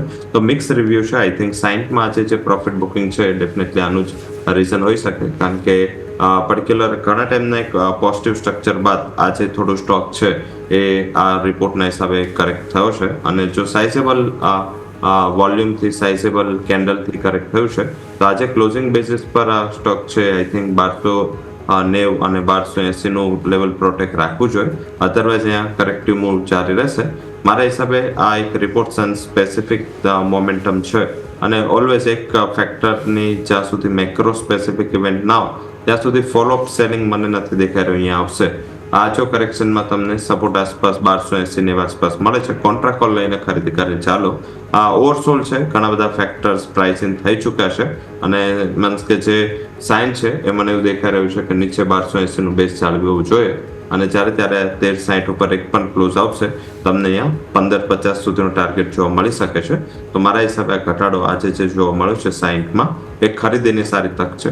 એક બ્રોકરેજ હાઉસને કદાચ એમના પેરામીટર આસપાસ આ સ્ટોક નહીં આવતો, પરંતુ ઓલ ઓવર ફંડામેન્ટલ મને સ્ટ્રોંગ દેખાઈ રહ્યા છે. જી બિલકુલ. તો અહીંયા આપણે વાત થઈ 60, જ્યાં તમારું ખાસ કરીને ફોકસ હોવું જોઈએ. બીજું સ્ટોક સ્પેસિફિક નજર કરીએ તો જીઓ ફાઇનાન્શિયલ, કે જેમાં આજે સમાચાર હતા કે જીઓ પેમેન્ટ્સમાં તેઓ અહીંથી 8 કરોડ શેર ખરીદ્યા. એસબીઆઈ પાસેથી કુલ રૂપિયા 104 કરોડ આજુબાજુ અમાઉન્ટ હતી. એટલે હવે આ જે હિસ્સો ખરીદ્યો એ બાદ હવેથી જીઓ પેમેન્ટ્સ બેંક એ જીઓ ફાઇનાન્શિયલ સર્વિસીસની અહીંથી સબસિડિયરી કંપની બની ગઈ. સ્ટોક તમે જો એ લોકોએ ખાસ અહીંથી મુવમેન્ટ નથી જોવા મળી, બિલકુલ ફ્લેટ કારોબાર જોવા મળે છે. પરંતુ આખો મહિનો જોઈશું તો આપણને અહીંથી સ્ટોકમાં સારી એવી તેજી એક ટાઈમે આપણને 300 ઉપર પણ અપસાઇડ જોવા મળી હતી. સર, આ સમાચાર બાદ જીઓ ફાઇનાન્શિયલને કઈ રીતે રિવ્યુ કરીશું સર? ઓલ ઓવર ઘણા બધા રિટેલ ઇન્વેસ્ટરને આ એક મીન્સ કે પ્લેન વેનીલા સ્ટોક બની ગયો હતો, અને ઘણા લોકોએ પોતે ઉપર જ્યારે પ્રાઇસ હતા એના 200, 380, 370 ત્યારથી એમને એક્યુમ્યુલેટ કરવાનું સ્ટાર્ટ કર્યું હતું, પરંતુ પ્રાઇસમાં એનાથી એકવાર હાફ પ્રાઇસ થઈ ગયો. હાલાકી હવે મને એવું દેખાઈ રહ્યું છે કે ધીમે ધીમે એ લોકો આમના જે પણ પ્રોડક્ટ્સ છે, એમને જે પણ મીન્સ કે સર્વિસીસ છે એ લોકો લોન્ચ કરી રહ્યા છે. બધેથી approval SEBI, BSC, NSC, exchanges બધાને અપ્રુવલ એમના પ્રોડક્ટ્સ માટે, એમના મ્યુચ્યુઅલ ફંડ માટે આવી ગઈ છે. તો હવે ધીમે ધીમે ત્યાં લોન્ચિંગ સેરેમનીઝ થશે, અને આઈ થિંક એ આગળ જતા ઘણું બધું પોઝિટિવ સાબિત થઈ શકે છે. સૌથી ઓપ્ટિમિસ્ટિક જીઓ અને બ્લેક રોકનું જે મ્યુચ્યુઅલ ફંડ આવવાનું છે, જે એમસી બની છે, મારા હિસાબે આ સૌથી મોટો ઓપ્ટિમિસ્ટિક બિઝનેસ જીઓનો હોઈ શકે છે. તો આ ખરીદીની તક તરીકે જોવું જોઈએ. પોર્ટફોલિયો સ્ટોક છે એટલે આટલું બધું 100 રૂપિયાની મુવમેન્ટ ઓલરેડી આવી ગઈ છે. 100 રૂપિયા એટલે 50%ની મુવમેન્ટ લોઅર લેવલથી નીચેથી આવી ગઈ છે. એટલે કદાચ આ લેવલ અહીંયા કન્સોલિડેશન કરે અને એક્યુમ્યુલેટ કરતા રહેવું જોઈએ. આ એક વર્ષ એના માટે બિઝનેસ લોન્ચિંગનું વર્ષ છે. એના પછી 2 વર્ષ છે એ બહુ મોટા ગ્રોથનું વર્ષ હશે. તો 2 થી 3 વર્ષનો આઉટલુક રાખી અને એક્યુમ્યુલેશનનો અપ્રોચ જીઓ ફિનમાં રાખવો જોઈએ. ઓકે, સો વ્યૂ જીઓ ફિનાન્શિયલ સર્વિસીસ માટે બનતો જોવા મળી રહ્યું છે. નજર રાખીએ, માર્કેટે ફરી એકવાર નવા ઇન્ટ્રાડે હાઈસ બનાવી દીધા છે 24,834. ઇન્ટરેસ્ટિંગલી 24,800માં બહુ જબરદસ્ત પુટ રાઇટિંગ થયા છે. આજે જ તમે જોવા જાઓ ઓપ્શન ચેઇનના હિસાબે તો 24,800ની અંદર ઓલમોસ્ટ 1.5 કરોડ પુટ આવ્યા છે. એટલે ઇન્ટરેસ્ટિંગ એડિશન છે. 2,22,00,000નો ટોટલ ઓવાઈ થઈ ગયો. અને તમને દિવસની શરૂઆતમાં અમે જે ઓપન ઇન્ટરેસ્ટ બતાવ્યા હતા નિફ્ટીના, તેમાં પુટ સાઇડ કોઈ ખાસ એવી પોઝિશન હતી નહીં સ્ટ્રોંગ. 25,000, 24,800 પર કોલ ડેફિનેટલી હતા, પણ હવે ફાઇનલી એ જે 24,800ના પુટ છે તેમણે સપોર્ટ આપવાની કોશિશ ઇનિશિયલ કરી છે. જોઈએ, 24,800થી હજુ કંઈ બહુ ઉપર આવ્યા નથી, બટ સો ફાર સરસ સપોર્ટ લેવાની કોશિશ માર્કેટ્સે કરી છે. આગળ વધીએ, ઓટો સેક્ટર ડેફિનેટલી હાઇલાઇટ બની રહ્યું છે. હમણાં આપણે વાત ઓલરેડી કરી ફાસ્ટેગની માટેની થીમની, પણ એક સ્ટોક અત્યારે ફિલહાલ જે આગળ વધવાની કોશિશ કરી રહ્યો છે તે છે મારુતિ. 2 સમાચારો છે. એક તો ઈ વિટારા તેઓ લાવી રહ્યા છે જલ્દી, અને આના માટે જે સપ્લાય ચેઇનની વાત છે તે સપ્લાય ચેઇન પણ ધીરે ધીરે સોલ્વ થઈ જશે, કેમ કે સુઝુકીનો સપોર્ટ છે. જાપાનથી તેઓ સોર્સ કરી શકશે મેગ્નેટ્સ, રેર અર્થ, બધું કંઈ પ્રોબ્લેમ થવાના નથી. એટલે મારુતિ આઉટ પરફોર્મ કરવાની કોશિશ રવિ સર 2-4 દિવસથી સપોર્ટ લઈને આગળ આવવાની કોશિશ કરી રહ્યો છે.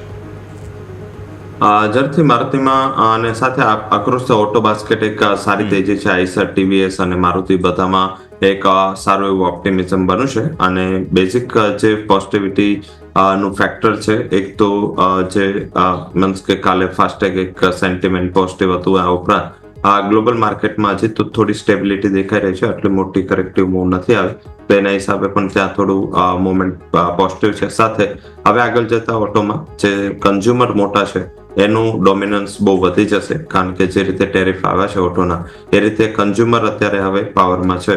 તો ઇન્ડિયામાં જો એક્સપોર્ટ રિલેટેડ કઈ ઇસ્યુઝ થાય છે તો આપણું ડોમેસ્ટિક માર્કેટ સંભાળી શકવાની તમામ મીન્સ કે કેપેબિલિટીમાં છે.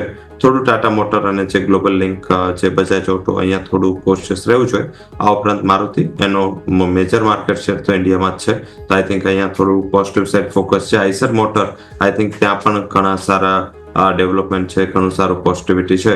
હા, જો તમને ઇન્ડિયા અને યુએસ વચ્ચે બાયલેટરલ ટ્રેડ એગ્રીમેન્ટ સાઇન થઈ જાય તો હીરોમાં એક સારી અપસાઇડ આવી શકે છે. હાર્લી ડેવિડસન માટે હીરો અને હાર્લી ડેવિડસનનું ટાઈપ છે, તો એક સેન્ટિમેન્ટ ત્યાં પણ બની શકે છે. તો આ 3 સ્ટોક પર અત્યારે કમ્પેરેટિવ વધારે ધ્યાન આપવું જોઈએ.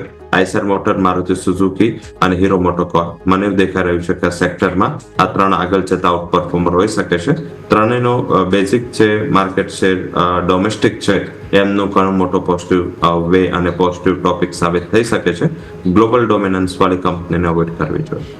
ગ્લોબલ ડોમિનન્સ પર અવોઇડનો વ્યૂ અહીંયાથી ફાઇલ ખાસ બનતો જોવા મળી રહ્યું છે. પરંતુ હીરો મોટોકોર્પ, મારુતિ, આઈશર અત્યારે ઓટો સ્ટોક્સ બધા બઝિંગ છે તે પ્રમાણે રિવ્યૂ જરૂર રાખવાની સલાહ અહીંયાથી ખાસ બની રહેશે. આવો ક્વિક બ્રેકનો સમય. બ્રેક બાદ માર્કેટ્સ થોડો નાનકડો ટોપ બનાવવાની કોશિશ કરી રહ્યા છે. સફળતા મળે છે કે નહીં તે જોઈશું બ્રેક બાદ.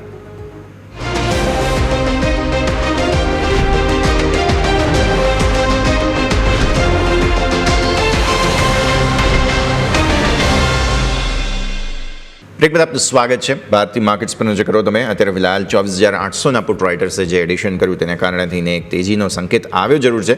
પણ હવે શું 24,800 પર સાઇડવેઝ થઈ જઈશું કે મૂવમેન્ટ આવશે તે હવે આવનારો અડધો 1 કલાક જે છે તે આપણને જણાવી દેશે. કેમ કે કોલ રાઇટર્સ 24,900, 25,000 પર તો અગ્રેસિવ હતા જ. ઇવન 24,800 પર કોલ રાઇટર્સ હતા જૂના અને હવે આજે પુટ આવ્યા છે.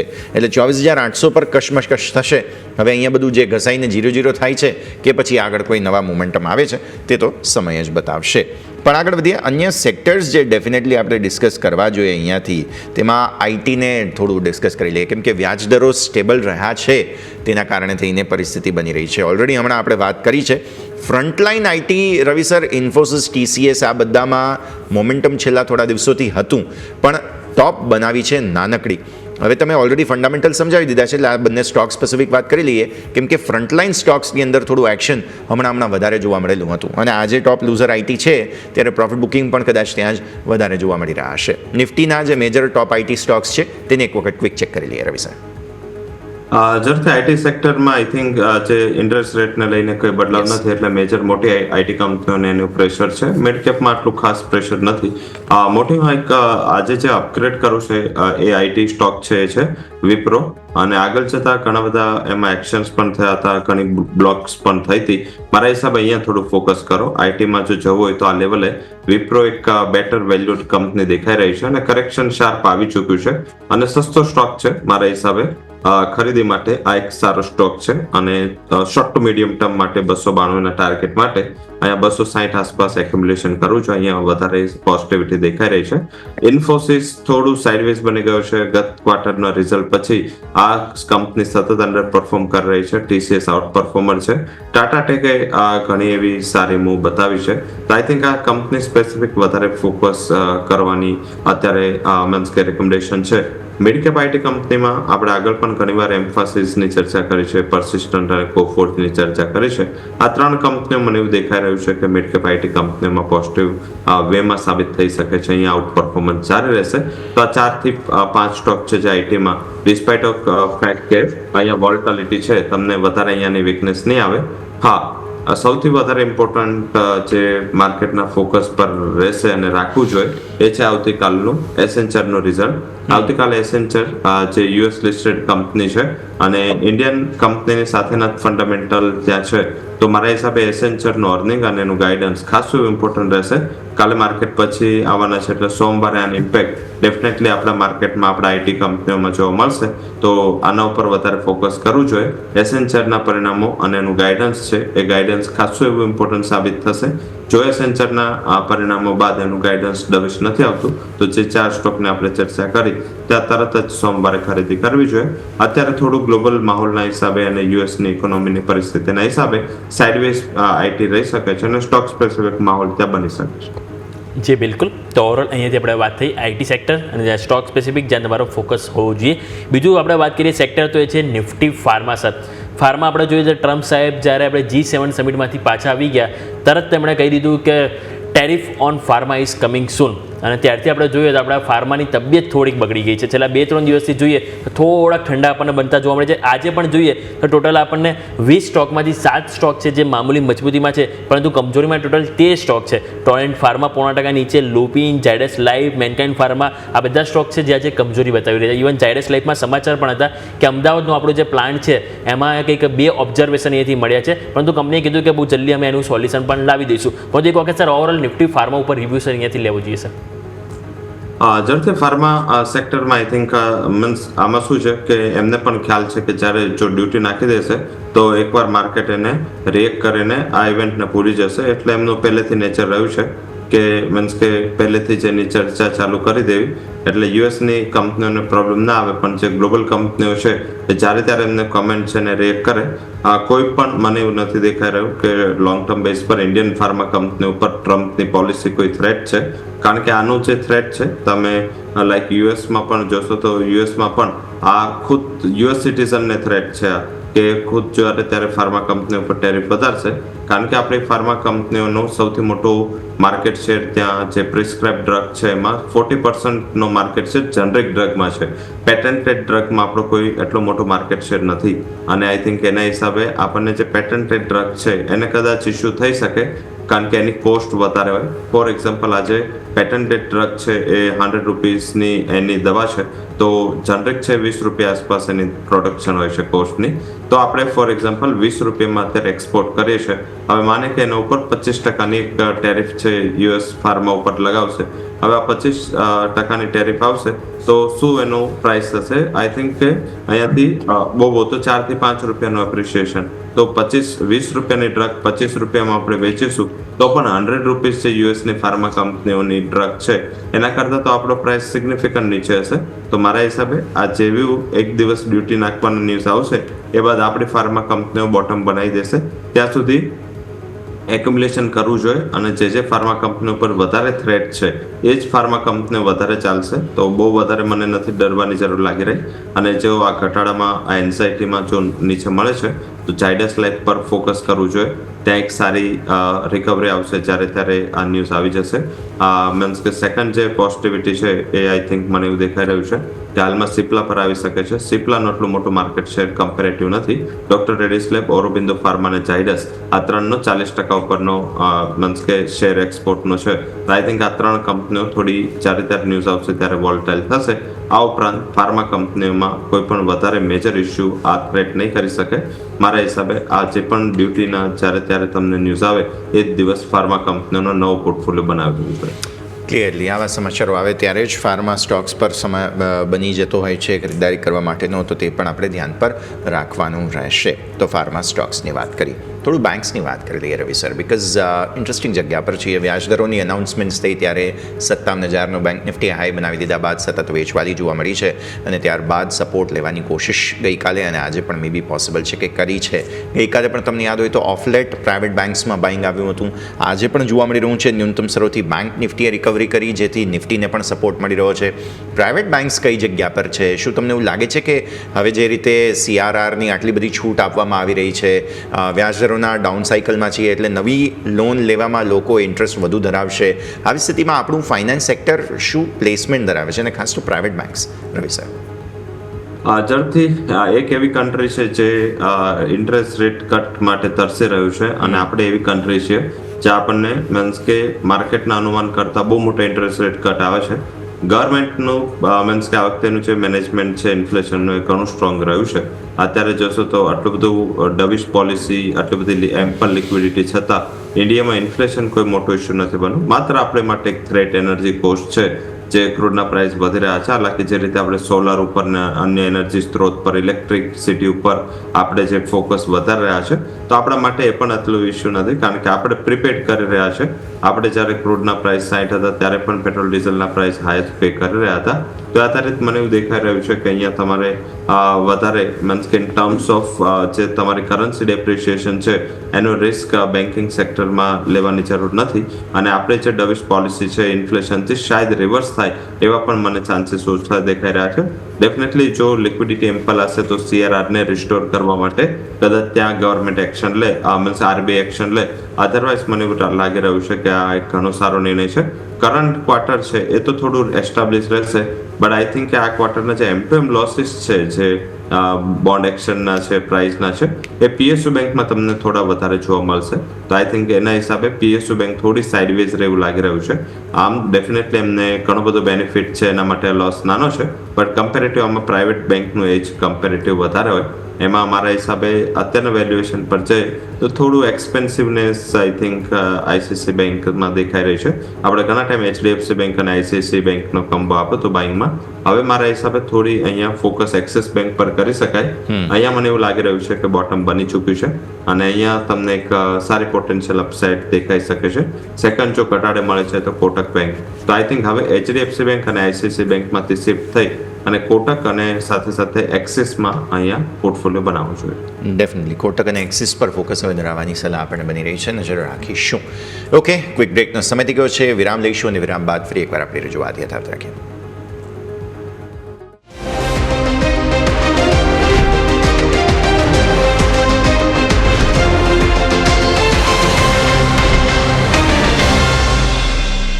બ્રેક બાદ આપનું સ્વાગત છે. માર્કેટ્સ જુઓ તમે, શરૂઆતમાં સરસ મોમેન્ટમને કારણે 24,863ના આપણે હાઈ બનાવ્યા અને ત્યાંથી ફરી એકવાર થોડી વેચવાલી અત્યારે ફિલહાલ આવવાની શરૂઆત થઈ છે. બેંક નિફ્ટી પણ જો કરો ત્યાં પણ હાઈ બન્યા છે 55,942. અગેન આ જ ઝોન છે 55,950, 56,000. ત્યાંથી વેચવાલી વારંવાર આવે છે. જોઈએ હવે આગળ કયા પ્રકારની પરિસ્થિતિ બનતી જોવા મળે છે. વિક્સ તમારો ખાસો કંટ્રોલમાં આવી ગયો છે 13.83 પર, એટલે કે 14ને નીચે હવે ધીરે ધીરે કમ્ફર્ટેબલી સરકી રહ્યા છીએ અને મે બી પોસિબલ છે આજે કદાચ 14ને નીચેનો ક્લોઝ આપવાનો અટેમ્પ્ટ કરે પણ ખરા. વોલ્ટિલિટી ઇન્ડેક્સ બહુ જ કમ્ફર્ટેબલ થઈ ગયું છે. આ સિવાય ખરીદદારી તમને ડિફેન્સ, ઓટો, મીડિયા આ તે બધાની અંદર જોવા મળી જ રહી છે. આગળ વધીએ. અમુક બ્રોકરેજ રિપોર્ટ્સ આવ્યા છે જેમાંથી એક મારે ડિસ્કસ કરવો છે. અંબુજા સિમેન્ટ, મોતીલાલ ઓસવાલ તરફથી રિપોર્ટ છે. ખરીદવાની સલાહ 630ના ટાર્ગેટ્સ. એમણે કહ્યું કે નવા એક્વિઝિશનને કારણે કાર્યક્ષમતામાં વધારો અને નવા મર્જર એક્વિઝિશન મોટા પ્રમાણમાં હજુ પણ કરશે. મતલબ કે સિમેન્ટ સેક્ટરની અંદર હજુ પણ M&A એક્ટિવિટીઝ યથાવત રહેશે. રવિ સર, પહેલાં કેપેસિટી એક્સપાન્શનની સાયકલ, મર્જર એક્વિઝિશનની સાયકલ હજુ પણ ઘણું બધું યથાવત છે.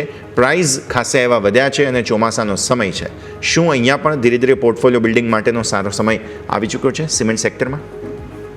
જરૂરથી 2 દિવસમાં 2 ફંડ હાઉસીસ અંબુજા ઉપર બોલિશ થયા છે. ગઈકાલે પણ 700ના ટાર્ગેટ માટે એક ફંડ હાઉસીસનું રેકમેન્ડેશન હતું. આજે પણ આનું રેકમેન્ડેશન છે. આઈ થિંક કે અહીંયા આજે પણ પ્રાઇસ એક્શનમાં આ પરિવર્તિત નથી થઈ રહ્યું, કારણ કે અદાની ગ્રુપ કંપની છે તો થોડું એ ગ્રુપના ન્યૂઝ અને આની જે હિસ્ટોરિકલ વોલ્ટાલિટી છે અને મીન્સ કે આમાં આ કંપની સિમેન્ટમાં છે છતાં અદાની એન્ટરપ્રાઇઝ અને અદાની ગ્રુપના જે શેર્સની મોમેન્ટમ છે એની સાથે વધારે રિએક્ટ કરતું હોય છે. એટલે થોડું અત્યારે લોકોને કોન્ફિડન્સ આવતા થોડો ટાઈમ લાગશે.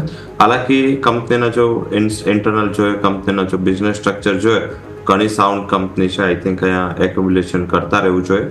અને મીન્સ કે ઓલવેઝ જે સિમેન્ટ કંપનીઓ છે એ ચોમાસાના ટાઈમમાં આસપાસ બોટમ બનાવતી હોય છે અને પછી એમનો જે બેઝિક સૌથી બેસ્ટ ટાઈમ હોય છે એ સપ્ટેમ્બર, ઓક્ટોબરથી લઈને માર્ચ સુધી એમને કંપનીનો ગ્રોથનો ટાઈમ સારો હોય છે અને ત્યારે પ્રાઇસ હાઇક પણ સારા આવે છે. સેલ્સ પણ કંપનીના ઉત્તરોત્તર વધે છે. તો સિઝનાલિટી અત્યારે થોડી વીક હોય છે, તો એના હિસાબે કદાચ આ એક બાઇંગનો સારો ટાઈમ હોય. જૂન, જુલાઈ આ કદાચ એક કન્સોલિડેશનનું વર્ષ, કન્સોલિડેશનનો મહિનો હોઈ શકે છે. ત્યારબાદ મને એવું દેખાઈ રહ્યું છે કે અરાઉન્ડ ઓગસ્ટથી અહીંયા એક સારા એપ્રિસિએશન આવતા સ્ટાર્ટ થશે અને બજેટ નજીક હોય ત્યારે ઓલવેઝ ઇન્ફ્રા આઉટલેની જે ચર્ચાઓ માર્કેટને એક વાઇબ્રન્ટ રાખતી હોય છે. તો અહીંયાથી બજેટ સુધીના આઉટલુકનું માઇન્ડમાં રાખી અને આને એક એક્યુમ્યુલેશન કરવું જોઈએ. 620, 630 ઇઝીલી આ ટાર્ગેટ તમને આ વર્ષમાં અપ્રોચ થતો જોવા મળી શકે છે. જી બિલકુલ. તો અહીંયા જે આપણે વાત થઈ સિમેન્ટ સેક્ટર, એમાં પણ આપણે અંબુજા સિમેન્ટ જ્યાં આપણે ખાસ કરીને ફોકસ કરીશું. નજર કરો માર્કેટ તો ઉપર 24,850 જ્યાં થોડુંક હર્ડલ આવતું જોવા મળ્યું છે અને નીચેની તરફ આપણને 24,800 જ્યાં સ્ટ્રોંગ સપોર્ટ આજના દિવસ આપણને આવતો જોવા મળી રહ્યો છે. બેંક નિફ્ટી તમે જુઓ તો આજે આપણને ઓપનિંગમાં સારી એવું લીડ કરતી હતી, પરંતુ ત્યાં પણ તમે જુઓ તો આજે આપણને હાઈ બનતા જોવા મળે ઓલમોસ્ટ 55,942 અને છેલ્લા 2-3 દિવસથી આ જ લેવલ છે કે જ્યાંથી તમને હર્ડલ આવી રહ્યું છે, પરંતુ 55,800 કેટલું સપોર્ટ તરીકે કામ કરતું જોવા મળે ત્યાં આપણે ખાસ કરીને ફોકસ કરીશું. રવિ સર, આ સાથે સમય થયો રજા લેવાનો, આપના તરફથી ડિસ્ક્લેમર.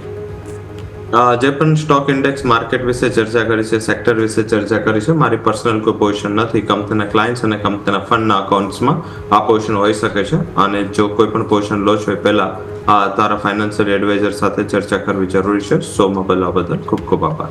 Thank you sir. ખૂબ ખૂબ આભાર આપનો પણ અમારા સાથે જોડાવા માટે અને આ સમગ્ર ચર્ચામાં ભાગ લેવા માટે. તો શરૂઆતી ઉત્સાહ બાદ ફરી એકવાર થોડી નર્વસનેસ માર્કેટ્સ બતાવી રહ્યા છે. જોઈએ હવે આ જે શરૂઆતી મજબૂતી આવી છે તે ટકે છે કે નહીં. આ ખાસ કાર્યક્રમ માટે અત્યારે ફિલહાલ સંકેત બની રહ્યા છે. બાકી ઓવરઓલ સેક્ટર સ્પેસિફિક જે આપણે વાત કરી હતી તે યથાવત છે. Defence, auto, consumer durables, media, આ જ બધા સેક્ટરની અંદર ખરીદદારી છે. વેચવાલીમાં સરકારી બેંક્સ હવે થોડું દબાણ બતાવી રહ્યા છે. પ્રાઇવેટ બેંક્સ રિકવર થયા છે, બટ સરકારી બેંક્સમાં દબાણ છે. આઈટી થોડું દબાણમાં છે હજુ પણ. Metal, oil and gas, pharma, આ બધા જ સેક્ટર્સ છે કે જે લાલ નિશાનમાં કારોબાર કરતા આપણને જોવા મળી રહ્યા છે. આ સાથે જ આ કાર્યક્રમમાં હાલ બસ આટલું જ. મને અને યોમિકને આપશે રજા. આગળના અપડેટ્સ માટે આપ જોતા રહો ન્યૂઝ કેપિટલ ગુજરાત.